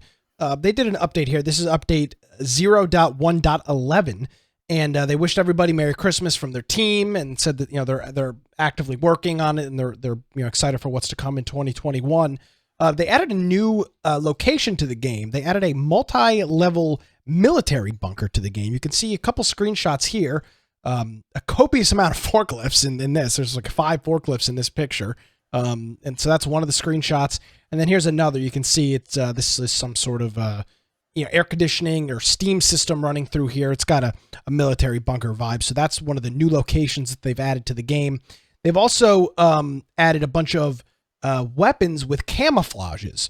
So inside of those military bunkers, you'll find weapons that have these different camouflages, all tending to be some sort of military, some different sorts of digital camos, snow camos, and things like that. So they've added that in there as well. There's also a list of things that they've added. So they added a new mission into the bunker. They added a random encounter in various locations around the world. During holiday events, you can find New Year's themed hats. So that'll be in there now. They added a wandering trader who sells more valuable equipment. They increased this is on economic stuff. They increased the chance to get a reward from hard and epic missions. The traders no longer sell flashlights and walkie-talkies, but they do buy them for high prices. They fixed lag when moving items outside of your inventory. They improved the quality of life for picking up an item, so they've changed that to shift click, and then dropping an item is now alt click. So they fixed those. They made some improvements to the AI, specifically the military bots. So those should have a better AI now. They reduced the negative effect for painkillers and med X. They changed the number of items per stack for 762 by 54 and the VG25. And then they added official PvE servers. Fixed a bug where bullets didn't deal damage under the water in some cases. Fixed an absent or incorrect translation issues. Fixed a bug where the F-57 pistol could disappear or fly away when dropped on the ground. That could be problematic. Building a base on the lighthouse and in the bunker is now impossible, and added markings on the map for secret locations. They existed before, but they weren't on the map. So not a crazy big update there, but they do have that new bunker in there, and there are now hats in the game that will be in that are New Year's themed and are in there for New Year's. So that is what we've got for Deadside update 0.1.11. All right. Let's go ahead. There's a lot of Fortnite things. I'm not sure if you want to go into some of those things. There's a lot of videos. Yeah, I've got a couple of them. I didn't download all of them because they're just like 8 seconds long, and it takes. They're mainly showing some of the content in the current one. But they do have the battle pass, which kind of shows off a number of them in there for that first video. If you wanted to do that one, but yeah, it's a load of videos because Fortnite doesn't tend to always do patch notes. So I had to go to the YouTube channel and find all these things. But they did do a lot of various characters. They're bringing in a lot of the lore and specialty characters from all kinds of different outfits and bringing them into this current season. So you'll see a lot of characters that you've kind of seen in. I think it's some previous ones too. They've brought some of those back, but from The Walking Dead, from just all kinds of Marvel, I think. They got lots of things in this one. So here's a video showing the current Season 5 Battle Pass and what they're calling Fortnite Chapter 2. No one is escaping the loop. Not on my watch. I've been gathering the greatest hunters across all realities, and I started with the best. Cost a lot of credits to convince Mando, but this is the way. The plan? Pure chaos. And no one will sew it better than them. Menace, reality's greatest gladiator. The guy's never been defeated. Man Cave, a flapjack forged on a griddle of rage. And Maeve, just a shape-shifting barbarian warrior. As they explore the island, they'll have scores to settle and bounties to collect, all while we get ready for the next phase. And we're just getting started. So, what are you waiting for? The hunt is on. And here's the video for their next one. They did it. We're still here. Yeah, but the 0 point is exposed. You have to go in. Oh, come on. Last thing we need is another snapshot of me inside the loop. No, the last thing we need is someone escaping the loop. You need to get in there and fix it. Understood, ma'am. I'm on it. And do not draw the attention of the 7. Jones, are you there?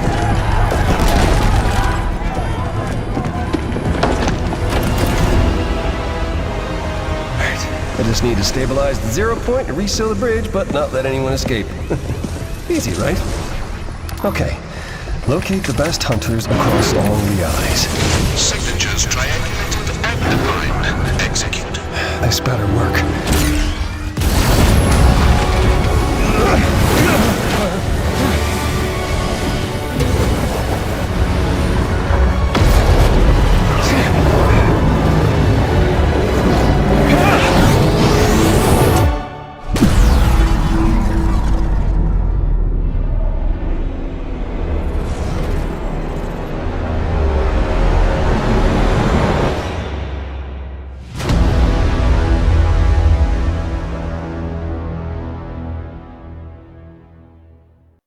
All right, so there's their video for 0 point.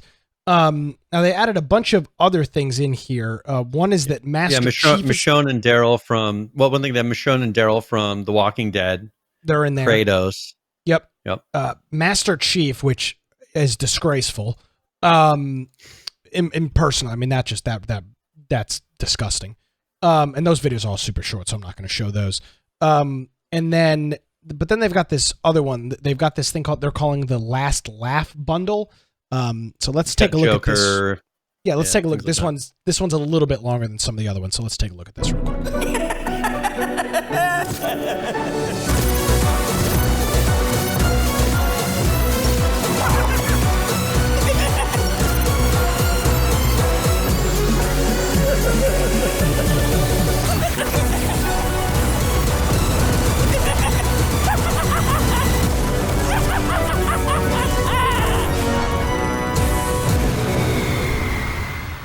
All right, so that's cool. So they got Joker and Poison Ivory in there, and a couple of. I'm just amazed at the licensing things that they've been locking down for this. It just because these stay, like a lot of these skins stay in the game. Yeah, I don't know. I still don't know, and I'd love to. We won't ever find out. I would just love to see because they're striking deals with so many different companies. Like, I mean, the coolest one of the new things right now is the Mandalorian. I mean, imagine how many places would like to have. But here's the thing: they've already worked with Disney extensively. Right, yeah. On a whole bunch of other things, so that makes sense. But like Master Chief, The Walking Dead, I don't even know who owns The Walking Dead. Like who's handling licensing for Walking Dead? AMC is it AMC? Yeah, who knows? Or if they shipped it out and is it owned by somebody else now? I mean, who knows? Yeah. Well, and then it could also be that other company that went under because they were doing the video game version. Did they own the licensing for digital stuff? Telltale. Yeah, could it have been that? Who knows? Yeah, I wonder if this is a hint because that would be one thing is if maybe there's a deal that happened to the background with Telltale who has licensing for it to then because Telltale is the one. If you remember in 7 Days to Die, the console version had Michonne and a couple of the characters from The Walking Dead in it. Well, that's because they worked out the console version worked out a version or a deal with that, but PC never did. So you could get those skins on console, but you could never get them on PC. And of course, that console's never being updated again. So yeah, that's a fact. So yeah, that's Fortnite. Couple new things in there. If you're a Fortniter, I'm sure you've already heard about those. This has been a holdover story for close to a month now. Some of these things we've just been so busy, haven't had a chance to get to them. What else? Atlas has got some holiday stuff. Let's talk about them real quick. We've got a couple different updates. The first one here is it's their 5.17.5, which they're calling Ramming Ship and Holiday Patch. When did this come out? Was this on here? Yeah, this one they did 12.8. I think they did on 12.8, but I think this is the one we've had to carry over like 3 shows because of everything. Okay. So yeah, they did their holiday skins that they had in there, like a tree and various things that you could put around it, decorations. This looks terrible. It's not the best. It looks like junk. This star looks like the star from Super Mario 64. Like it just looks stupid. Yeah. But if you look at at Atlas, they've not really, if you look at the quality of their models, they've since released, they've been a lot lower than most games would be. And Arc kind of improves here and there, but Arc originally had pretty blocky models. Oh yeah, absolutely. Yeah, no questions about it.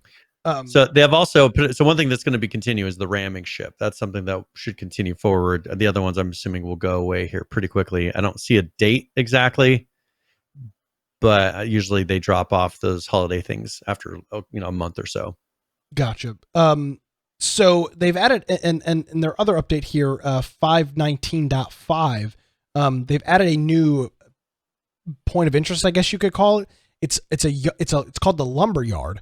And this is part of their ongoing system of ways for you to passively gain resources or money or materials throughout the game. So they've added a new variant of the farmhouse called the Lumberyard.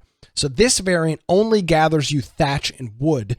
And this is just part of their new system, their continuing system of that. So that's pretty cool if you're looking to improve some of your resource gathering. This is a new way to do it with the Lumberyard. And then they say they're working on a rework of the claim system. Originally, they had intended to introduce that by the end of the year, but they were unable to do so.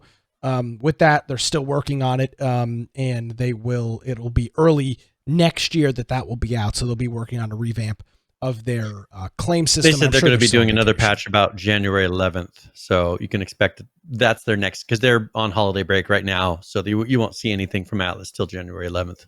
Yeah, and I don't think they're the only ones. I think many games, and we'll see. We had two patches this whole week. There were 2 game patches.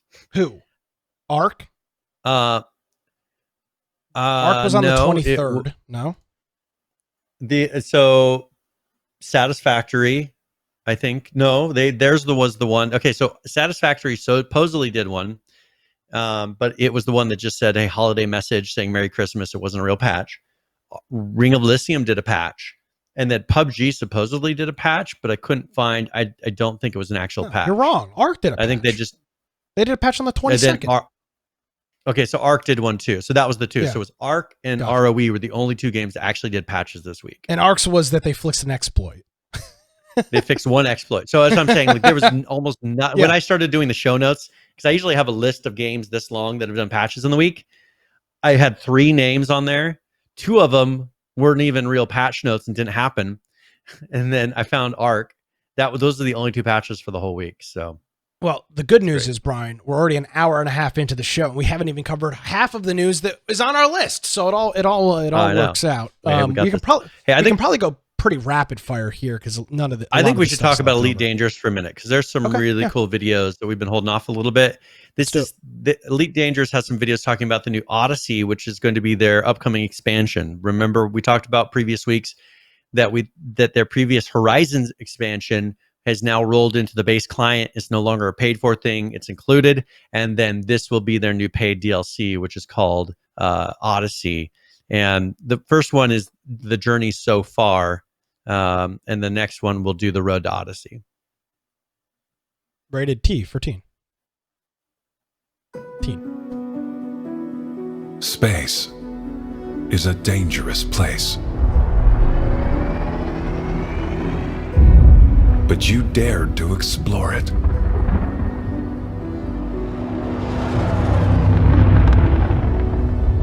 The call rang out from among the stars, and you answered. But you were not alone. You formed communities. Some became allies. Others became enemies. But only the best became elite.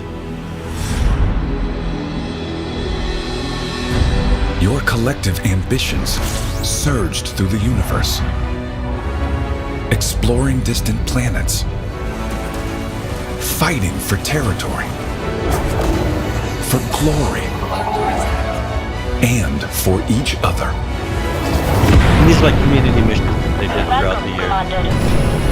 I'm sorry, say that again? These are community missions that they did throughout the year that gotcha. The community worked together to unlock content. Gotcha.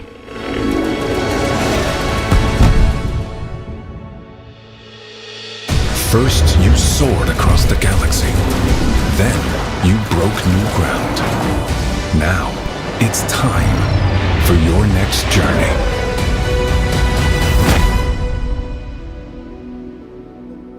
And with that, we'll roll right into their Part 3 version of their Odyssey update.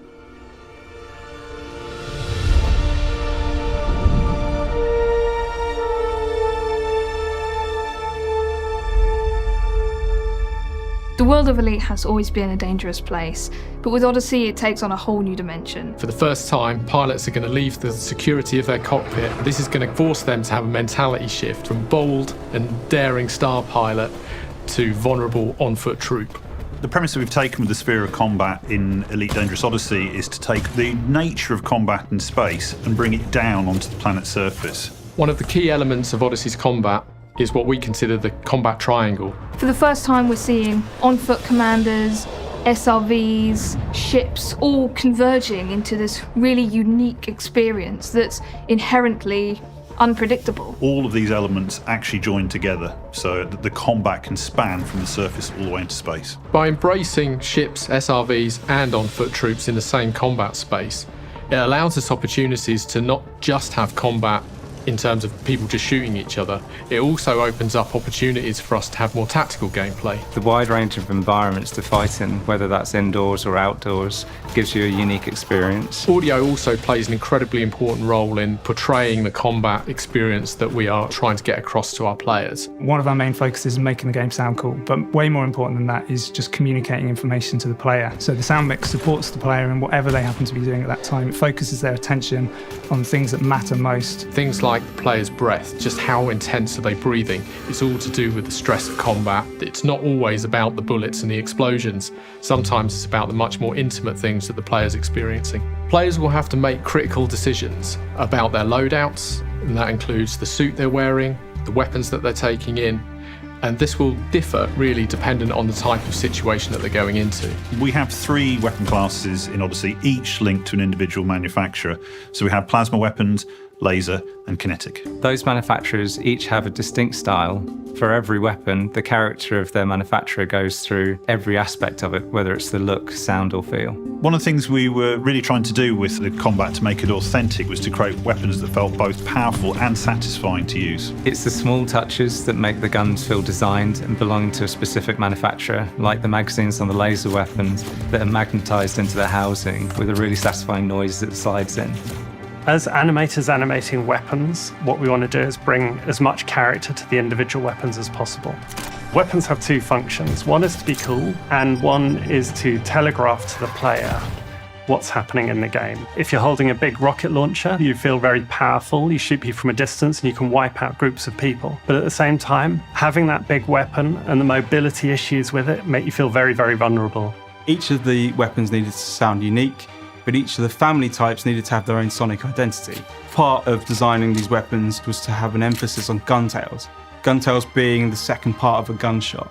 We were really fortunate enough to go to Pinewood to record a small set of weapons, but in a huge variation of different environments, ranging from huge hangar-type spaces and built-up streets to kind of really small, intense, tight interiors and stairwells. So we then applied these gun tails to each corresponding weapon, so they sound different in each interior and exterior space that we created. Not only does it make the guns sound more interesting, but it also helps the player know where they are, creating more immersive experience.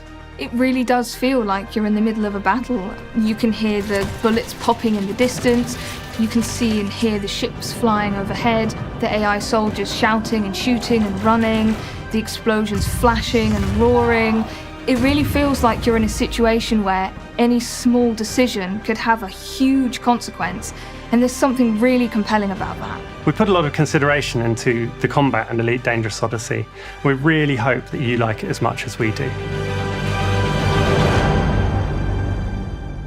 All right, what do you say about that, Brian? Personally, I'm really looking forward to the walking around, because this is something for people that have played Elite Dangerous up to this point.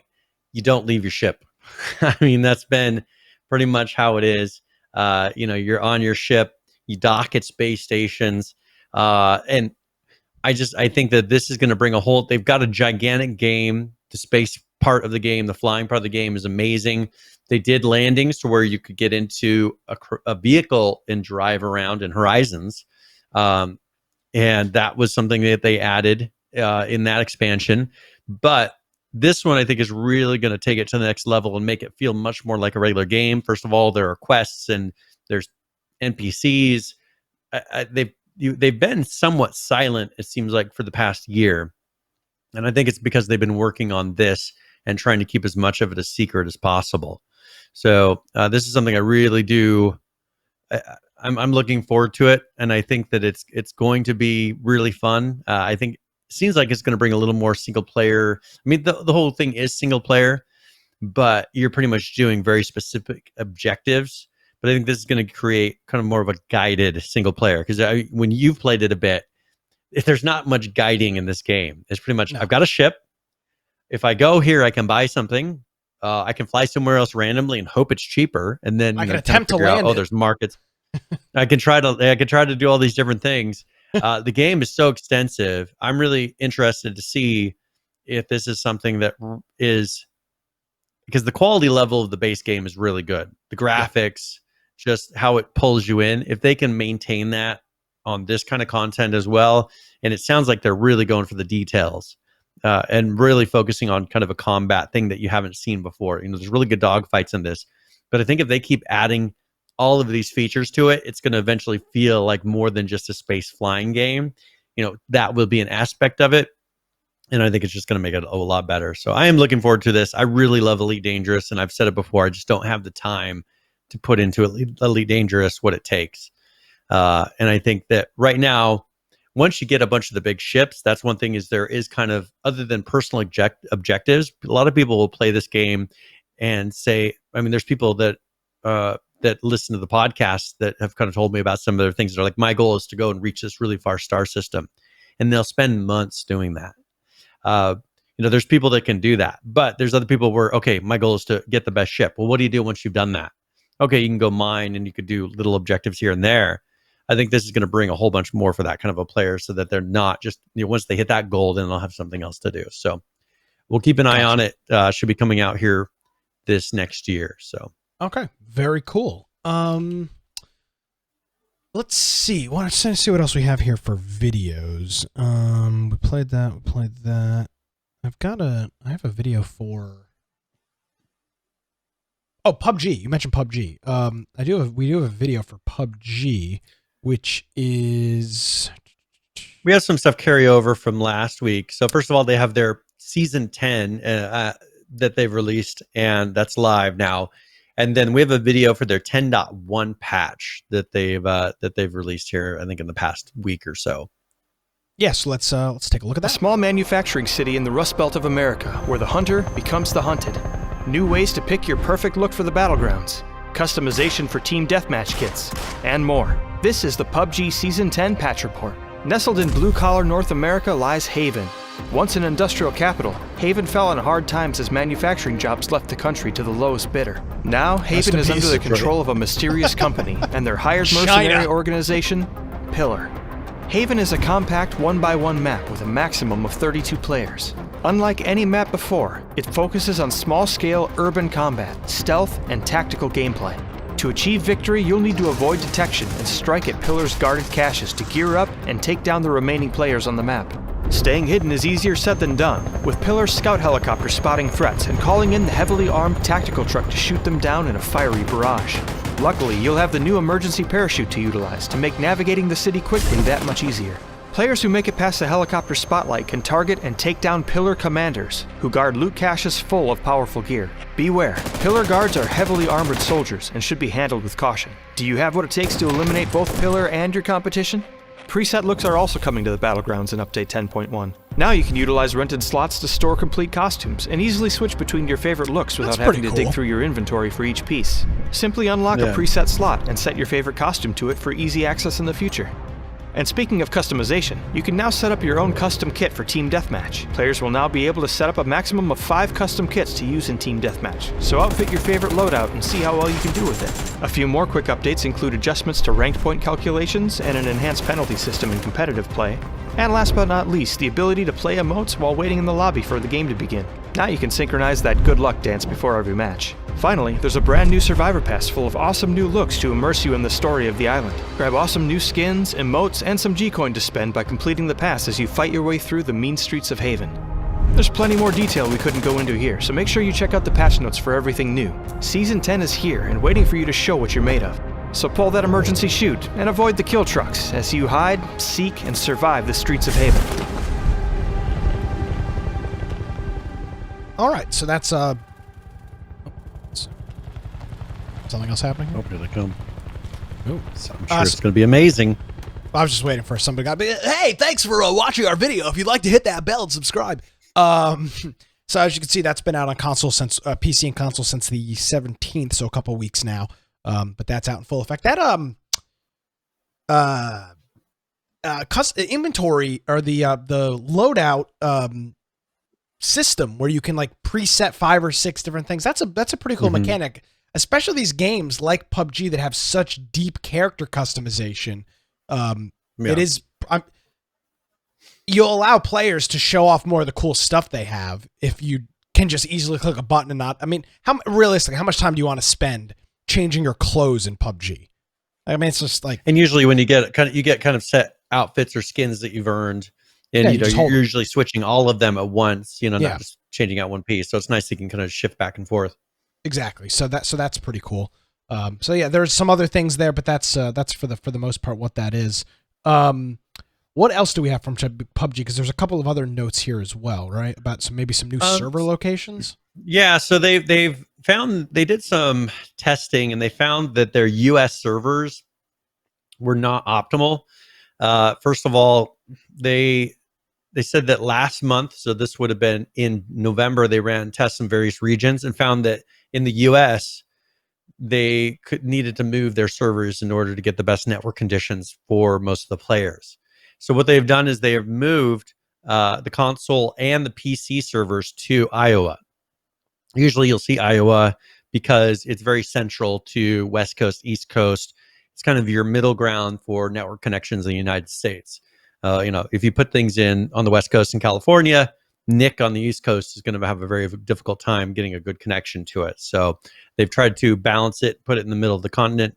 And one thing they say is that they're working with certain server providers and thus have a set number of locations that you can choose from. While Iowa might not be exactly in the middle of the continent, and it's not only pretty close, but the way Iowa servers are connected to the backbone network, and this is what I was meaning, it is best among all the locations that they've tested, because there is a backbone that goes right through the middle of the north-south of the United States. That probably goes right along that. And that's why you see a lot of data centers and things in Iowa. And that will give you the best ping packet, lowest packet loss and such for West Coast players and the East Coast players, as far as the center ground. So they said they're going to keep monitoring it just to make sure. But that should help with people that maybe were having poor connection times. Another thing that they did as well is they've been talking about the senses in this game, and they do have a post if you want to go and read it. So they've said they've talked about how guns feel, how the weapons look, how the maps smell, who knows, and the sound effects. And so right now they're going with a taste of PUBG, and they have some things here if you want to go and check that out. It's an article just talking about how they've done some of the design and things like that in the game. So we don't need to go through it right now, but it's just part of their blog series where they're kind of touching on some of the design elements of PUBG that they've been doing lately and why they've been making some of the changes that they have. Cool. All right. Excellent. Yeah, that Iowa thing is interesting. I didn't realize there was a big data center thing in Iowa. That's where our Infection Podcast server is hosted. It was not for the games, but for our website. Again, Brian, you don't want to sit here and say, we're trendsetters, but PUBG, how long's our server been in Iowa? It's been there for many years. Well, I'm just saying. We started the show, probably. Well, it would have maybe PUBG should have reached out to us. Save them a little time and money. They wouldn't have to test anything if they just asked us. Yeah, I mean, it's fine to each their own. Hey, you gotta live and learn your own lessons. Let's talk about 7 Days to Die for a minute here. They've got a new artist rendition of a new shotgun. It's an improvised pipe shotgun. This thing looks sketchy as hell. It's got a bunch of electrical tape or plumber's tape all around it. There's a gear in there, a couple different like rusty looking hooks. I'm not sure what that sight's supposed to do. Yeah, I don't know what the sight is. The thing at the end appears to be some sort of silencer. It looks like a beer or a soda can. A very rough looking shotgun, but an improvised pipe shotgun. Looks super cool. Obviously, it won't look this good in game, but here's the full model render of it. So we've got that, and then we've also got their 19.3 stable, which is 19.3b6. That's the stable version of it. And a couple of the things on here that they added network layer encryption. Why would they add that? Why would you want network encryption in a video game? Doesn't that seem like it's a lot of overhead for you? Typically you encrypt data that you don't want possibly sniffed in clear text. Why would they be doing this? I'm trying to think of a real good reason. Is it to stop something from interjecting packets into a stream? Is it a sort of anti-cheat so that because if it's an encrypted tunnel, you can't inject your own packets to say, "Oh, do something else." That is probably because you might be able to inspect what's happening and then maybe put your own commands in there or affect it in some way. So that would be one thing. If they're encrypting it from the client to where you don't have the ability to inspect it at all from the outside, it would probably improve for network play, for them doing things on other people's servers that maybe they're not supposed to do, that the client didn't intend. But it adds some overhead. I mean, encryption requires first encryption and then decryption on the other end. So it's likely going, and 7 Days to Die has already had terrible server performance. So hopefully this doesn't do anything too crazy, but they added that to it. They added a connection rate limit. They added more feedback on clients on what they are not allowed to connect to. So if you're trying to connect to a server, it'll tell you beforehand what the issue is. Message on the client when they get disconnected because the server is shutting down, so it'll give you a message. They added the wandering horde zombies are not alert, so stealth attacks work on them. And then wandering horde 1 second delay between spawns. So that's what they added to that. They wish everybody a Merry Christmas and a great start to 2020. And then obviously the Christmas events are enabled, but that will be turning off here. So yeah, network. I was surprised. Network layer encryption for a video game. Not sure I've ever seen that. Yeah, I mean, the big thing would be so that you can't, first of all, record traffic and then replay it to have some repeating event. The other thing would be possibly you being able to sniff that traffic and then replace instances of certain code, maybe for an object. So a middleman attack. You could probably force to kill every single time. You could over the network. You probably say that every single time you shot a zombie was a kill. Something like that. That's probably what they're trying to prevent. Interesting. So cool stuff. And yeah, so we got that, the improvised shotgun, and then a couple things on their 19.3 B6 update for 7 Days to Die. Let's take a look at JOE, not the JRE, but the JOE, Jaws of Extinction. Their alpha version 0.3.1.0a mini patch is now live. They same thing. Wish everybody season's greetings. And they talk about a couple of things on here. One being that several NPCs across the game have received facelifts, so remodeled, as well as adding some new friendly folks into the safe zone. So they've added some various new ones as well. So I'm going to read this backwards because that's how they have it. They have it written. So in this one right here, they expanded the map out to the west, opening up the Sheriff Sen's hideout location, which is a watchtower, and the start of what will be an apartment complex area. So they added that. They added a new safe zone. They reworked Brandon's horse trader barn, and it's gonna be ready for more functionality in the future. They fixed raining inside the barn and medical centers, and then added a static horse hitched around the safe zone. So they've added that in there. And they made a bunch of improvements to the players and the UIs, and they did a couple of hot fixes in front of that. So this one fixed foliage not crumbling or trees falling when harvesting on loaded save games. Again, this game is single player only. Fixed speaking to children, breaking dialogue, maybe a little Chris Hansen going on there. Improved horse shaders to look more realistic. Some lamps around the world will come on if there is a heavy cloud cover. That's pretty cool. Fixed horse saddle bags not saving and loading. Created a new trace for projectiles for improved bullet hit detection. Added infectant spawns around handouts and surrounding areas, and then fixed various non-climbable foliage, which allowed players to climb. They did another hotfix on top of that, which fixed a weapon HUD element disappearing after loading a new save game. Fixed Steam chat message pop-ups up over games, so like when you're in a game and there's a Steam message, I guess there may have been an issue with that. Fixed not being able to request a recovery for your vehicle from Liam after saving and loading. Fixed horse materials not changing on horse style selections. Fixed the NVGs and gas masks in front of the camera in first person perspective. added extra pathway down to underpass road and leads to old house and evacuation zone. It fixed a vendor display used when talking to Ken in the looking for vendors dialogue tree, added horse turning to reduce sensitivity and also decrease turning ability when moving at speed. They moved cliff from underpass that would cause players to roll a vehicle, and they moved the lamp on Ken's desk. This is important, Brian. They moved it to the left side to stop interfering with the dialogue. So, I wonder how that interfered with the dialogue. I have no clue.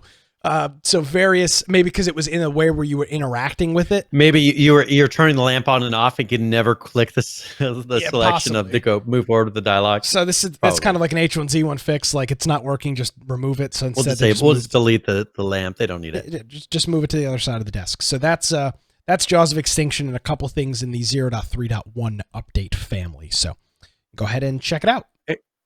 Let's talk about so Miscreated. They don't do nice little patch notes on any website anywhere. What's up with so that? I have to go into, I don't know. They post them in Discord in a channel now, and now so I just copy and paste them out and put them into a paste bin. But some things that they've done, and they did this about a week ago, I think a week and a half ago. No, they did it. They did this last week. So first of all, they updated their Steamworks and compiler things, which is probably just normal things. Now, kiosks. Now, I'm not sure because they don't have a thing explaining why they've done this, but disabled kiosk access for all weapons, all ammo, all magazines, all armor, all helmets, all attachments, all landmines, all grenades, and all grenade traps. That's all they say. So for some reason, they have disabled pretty much anything with those items on the kiosk. And then, they went through and did some tweaking, adjusting, loot rates for certain things, spawn chances. They did remove some items from like traders, things like that, reduce some spawn chances like car parts. Now for base rating, they've reduced C4 maximum range to 1.5 meters. So it doesn't do such a range of explosion. This opens up the possibility to use the foundation middle snapping point to place a wall out of the C4 damage range. It's kind of an anti-base rating thing. That way one could build a smaller base without compromising its strength. So they were finding on small bases, pretty much the C4 would affect everything. So you couldn't make anything that was difficult to raid. With base building changes, they increased the plated base parts from 15,000 hit points to 22,500. So quite a big change. Now that requires 6 C4 to be able to damage it. They increased metal base parts from 30,000 to 37,500. So that takes 20 C4. They reduced C4 effectiveness against wood tier instead of boosting its HP. So it takes 3 C4 to blow up wood. Added towable metal safe for bases. So you can pretty much get the metal safe, tow it away, and then use a sledgehammer to break it open. They added towable metal platforms. They increased the giant gnome health and reduced C4 effectiveness against it. So I think that's kind of like an inside joke in the game. They did do some combat changes, changing velocity and damage for various weapons.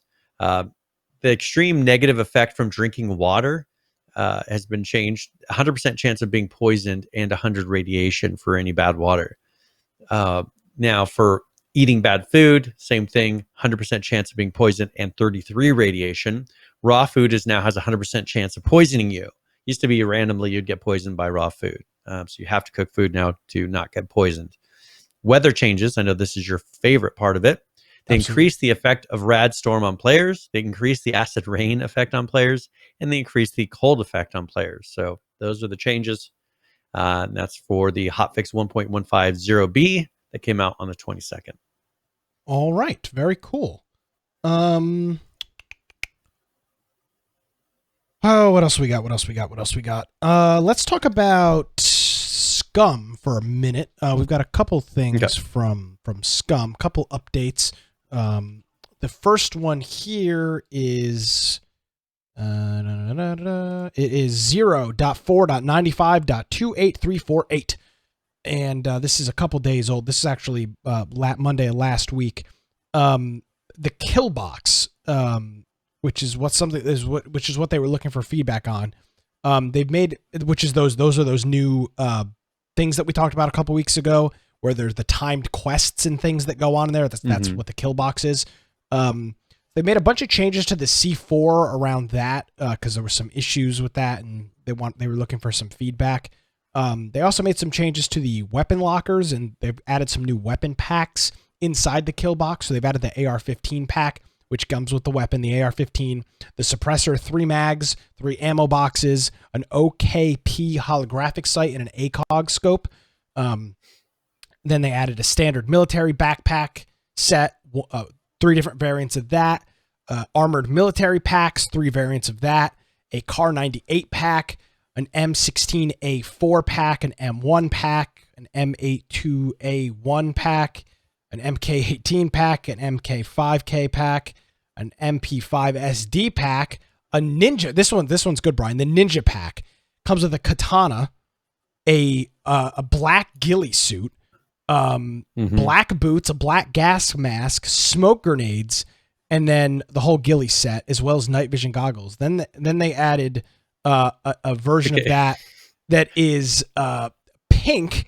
And you need to read. Okay, you should read off all the items that are in this one. I see that they added rope, they added candles, they added a dildo to it, as well as cigarettes, pink boots, a pink gas mask, and duct tape. And they're calling that the Kinky Pack. So they've added that in there as well. They added the UMP 45 pack, the Vietnam pack, the World War II pack. So they added a whole bunch of packs. They made some changes to the crossbows, both the improvised, which is literally just made out of wood and string or something like that, and then the actual crossbow, which is carbon fiber or whatever. They changed some of the mechanics on the glove. They added a couple new ghillie suits. These actually look pretty neat. They've got the snow ghillie, the dark ghillie, which is the ninja pack, the pink ghillie, which is stupid because you wouldn't want a pink ghillie suit, but to each their own.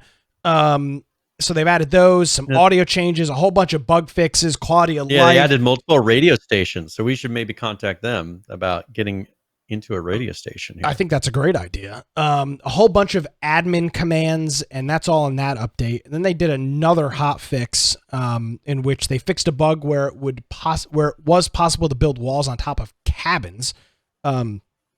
Fixed the inventory size for construction rubber boots. Fixed a bug where items that took glove slots but were not gloves would add pressure to the lockpicking minigame. It's weird. And then fixed a bug where suicide puppet body parts would cause collision. So those were their bug fixes in there. Quality of life, admin commands, and that's it. By the way, SCUM was on that list as well as a game that's on sale. It's $17.99, $18, 40% off. It's right up there with Survive the Nights. I'd say those 2 games, Brian, are, if you're looking for a multiplayer H1Z1-esque survival game, those are going to be your 2, in my opinion. Yeah, for now. That are currently as feature-rich as possible. It's not Deadside. It's not Dead Matter. It's not Miscreated, unfortunately. These are the 2 right now that they've got it going on right now. Base building, they've got all those aspects of. You just need people to play with. So. I'm not kidding you. Survive the Nights was so much fun, but it's boring by yourself. I mean, those games are just. Just again, half the fun of H1Z1. Which, if you go back, everybody's got rose-colored glasses about H1Z1. The game sucked. The game was terrible. It was riddled with bugs. It was literally unplayable. But we had a really good group of people in TeamSpeak, and that's why it was fun. The game itself was freaking garbage.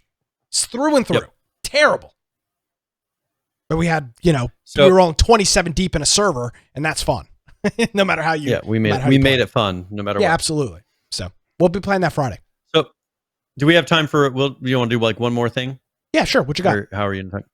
So let's talk about Osiris New Dawn. This is the one that I've been bringing up because they've been doing patches that kind of came from being dead. There was a long period of time. Their whole Steam rating got tanked. Now they had an announcement it happened on the 15th, but Phoenix Fire has officially purchased the publishing rights to their own game. And I think I'd mentioned this. I don't remember if I'd mentioned this or not. I think I hinted at it, but we never went into it. But this is one where they had a publisher and they purchased their own publishing rights.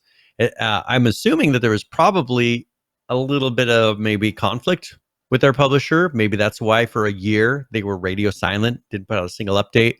All of a sudden now they're putting out updates all the time. I bet you that probably to get away from their publisher, they didn't put anything out, lower their value to the publisher as much as possible, and then purchase their own rights back. And now they're probably going to try to save that. That's my guess, but that's one of the only things that really seems to make sense. So here, I'll give you a quick little statement that they said. Here at Phoenix Fire, we believe 100% in our project and the community we built over the years, and I have therefore purchased the publishing rights at our expense. One thing here, they said they will have a full-time community manager to facilitate a healthy, vibrant community. They will create a fully redesigned and state-of-the-art website. They will be operating, engaging, and also in social media again. They'll be handling support emails now, and they have established accounts for external testing firms to conduct professional quality assurance on their products from here on out. So that was kind of a surprise that happened, and then they put out another update. And on this, first of all, they've been reworking the creature AI. They've added a couple of new creatures. They've added, for the creature AI, they've been working on the hearing radius, line of sight, viewing cones, things like that, just how a creature detects you.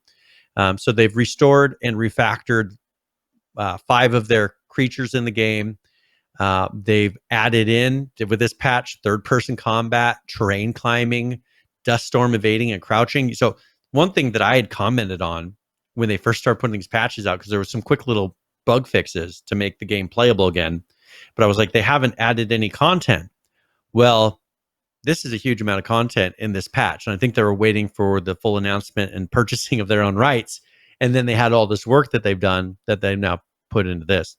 So terrain climbing, dust storm evading and crouching, multi-tool usage, plant harvesting, water creation and surface and furnaces, timer for save beds, party UI in character screen, storage icon on items, compass and map icons on multiplayer, interact system and highlighter improvements, meteor system overhauled, the slope reading in UI, weight reading in UI, chat improvements and cleanup to allow more chat in less space, and then field guild added.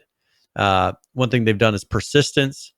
So crash site is now persistent. In single player persistence means that it stays there. You come back later and it's the same. This enables you to continue harvesting your crash pod over gameplay sessions, because probably when you walked away from it over time, the thing would disappear and you couldn't go back to it. Mineral persistence, plant persistence, so those things will still be there. And then legacy fixes. So they gone through and made it so you can says legacy data fail safes and migrations for your old data. Legacy multiplayer connection errors fixed. So a lot of these things that people were complaining about that gave it the very, very bad rating, sounds like they've pretty much fixed it with this patch. So I would assume this is a very different game from 3 months ago, because it sounds like they've been fixing everything, but they haven't been pushing the patches because of whatever this conflict was with their publisher. Yeah, that's going to be a hard nut to crack, though. You got a lot of people that are probably really pissed off and disenfranchised, and then you're going to have to be like, that's not the case anymore. I don't know. That to me that's going to be a hard sell, in my opinion. I think that if they would have come out and talked more about what the reasoning was that they purchased their things and why they haven't. You never do that when you're in. They may have some sort of a contract that's not allowing it, but I think that would be the best way they could have saved face. I'm sure the publisher didn't want that, though, to make them look bad if it was something negative about the publisher. So they pretty much just said, we bought our rights, and then here's a bunch of content, probably hoping to appease the people that have been pissed off for the past year. Yeah, absolutely. So that's good. I'm glad. I mean, it sucks that small games like this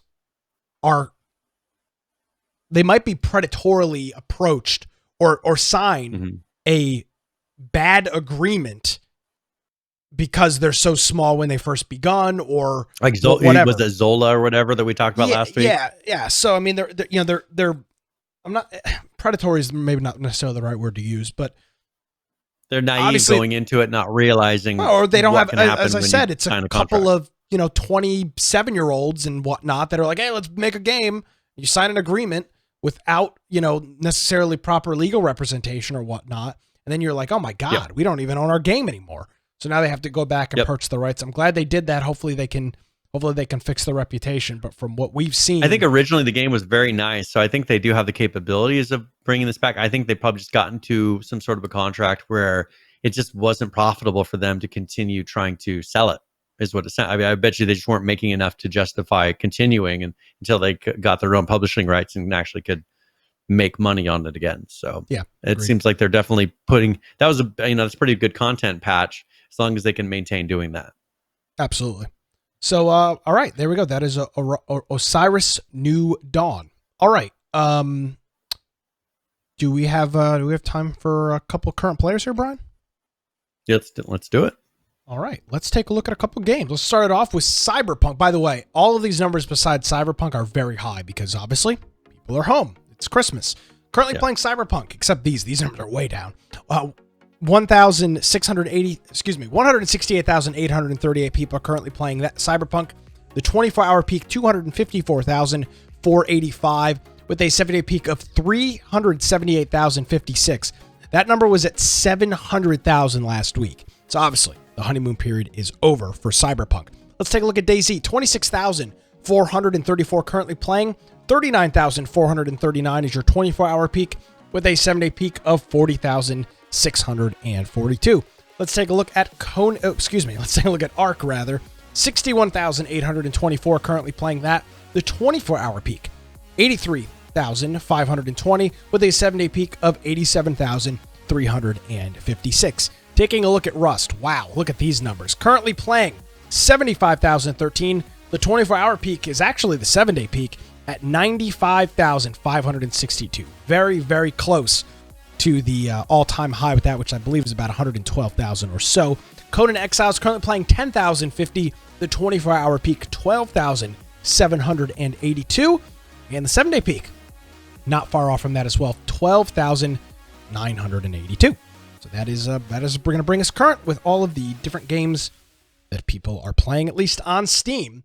The most drastic thing there being Cyberpunk, literally at like 730,000 last week for the 7-day at 378 here, which still great numbers, but that just shows that when these games first come out, you've got your huge balloon, and then you come back down to earth. But I assume like GTA and some of those other games that we saw in that Steam Best list, Cyberpunk will be on that list for literally years to come. And especially once they get multiplayer and then with the modding, if they can really cater to that role-playing audience that's out there, I think that will be another thing that really keeps it going, like GTA has, to where this many years later, they're still on the top selling, across games that are released this year. So I expect that same thing for them. Let's go on to Tip of the Week, where either I give a general gaming tip or this week I figured hopefully we'll play this weekend. This will be for Survive the Nights. So I hope there's still Christmas trees.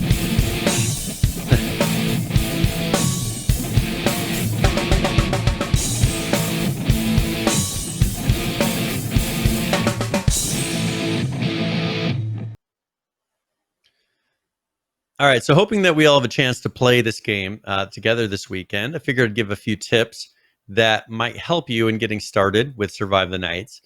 First of all, in the game, there currently are only guns for weapons. They don't have, you can get axes, knives, things like that, but those are more utility things. They're not made for killing.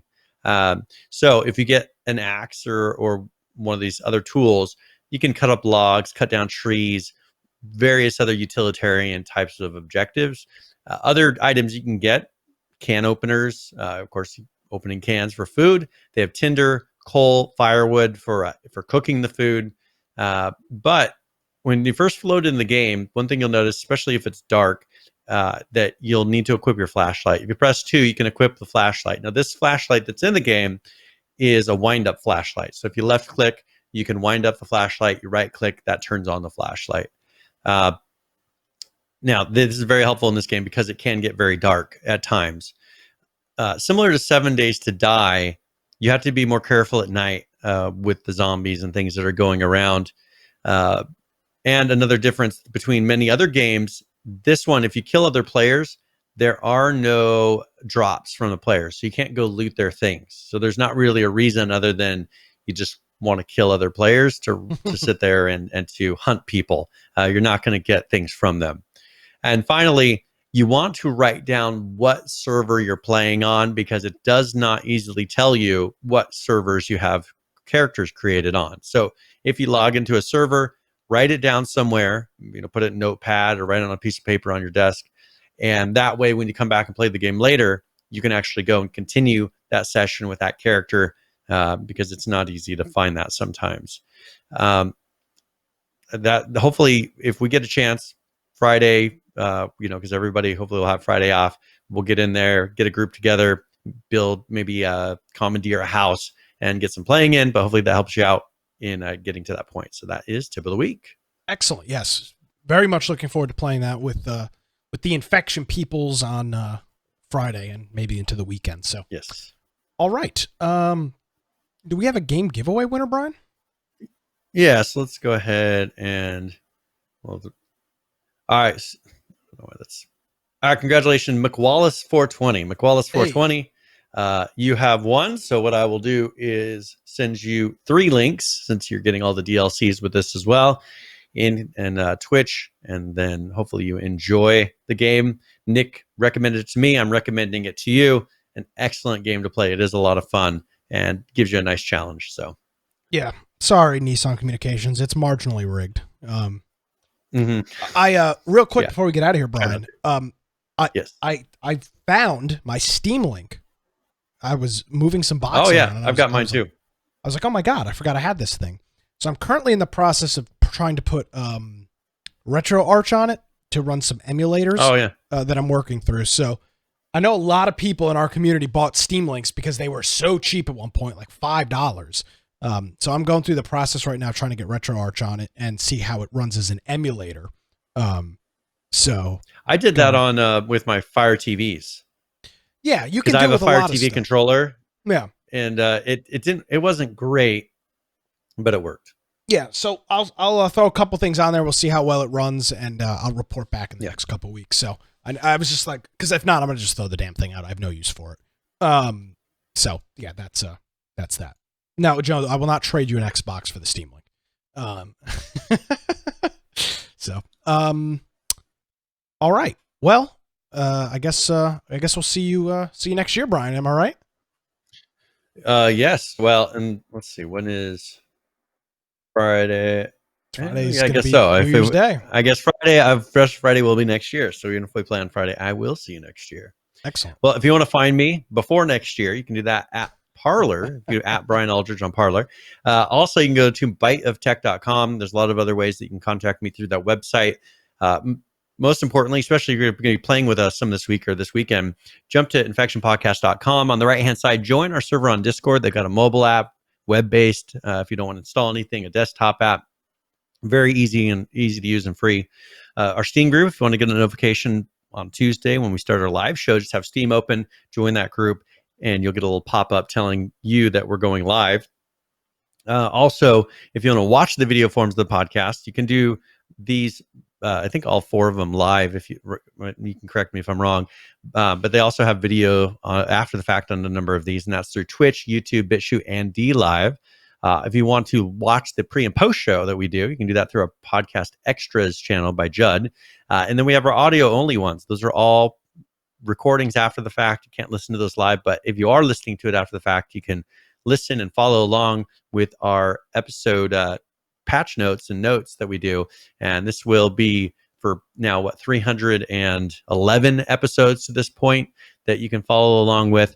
If you do that, we have links for videos, change logs, all the things that we discuss are for each of those. There's a video player and an audio player embedded on those pages. If you want to support us, you can either go to infectionpodcast.com/support, or you can type amazon.infectionpodcast.com or humble.infectionpodcast.com, or do the Prime Gaming subs that you've heard here at the most inconvenient times on the podcast up to this point. So absolutely. Think about it. speaking of those, I want to thank our friend Green Man Cartoons, UGX Vibe, and the great man himself, Mr. Saul Greatman, all for hitting us up with the resubscriptions here on Twitch during the program. Gentlemen, it is greatly appreciated. Thank you very, very much. We are full steam ahead on our pack strip for next year. We got a message from our friend Green Man that he's I think he got his brother preemptively a plane ticket for hopefully a trip to Seattle or maybe Boston, depending on which convention they do or don't have. For PAX, so that'll be a lot of fun, and we're fully intending on being at, if there is a trade show next year for gaming, one of the PAXs, we fully intend on being there. So that's what we've got. Brian, thank you very much as always. And by the way, thank you. We're going to be at 6 years is going to be early coming up here, right at the beginning of the year. Yeah, right at the beginning of the year. So another wonderful Infection podcast anniversary. So yes, yeah, no, he's not dead. So all right, that's by the way, we're playing Survive the Nights in our Discord. You can find the links for that on our website, infectionpodcast.com. Very good. Alrighty, folks. Well, that is going to do it. If you want to find me, you can check out my political stuff at atnshow.com. If you want to check anything out from our website, missed any portion of the show, links, show notes, videos, all that fun stuff, it's on our website, infectionpodcast.com. That's going to do it for the year 2020, the year that it was. We'll see you in 2021. Have a great week, everybody. We'll see you next time.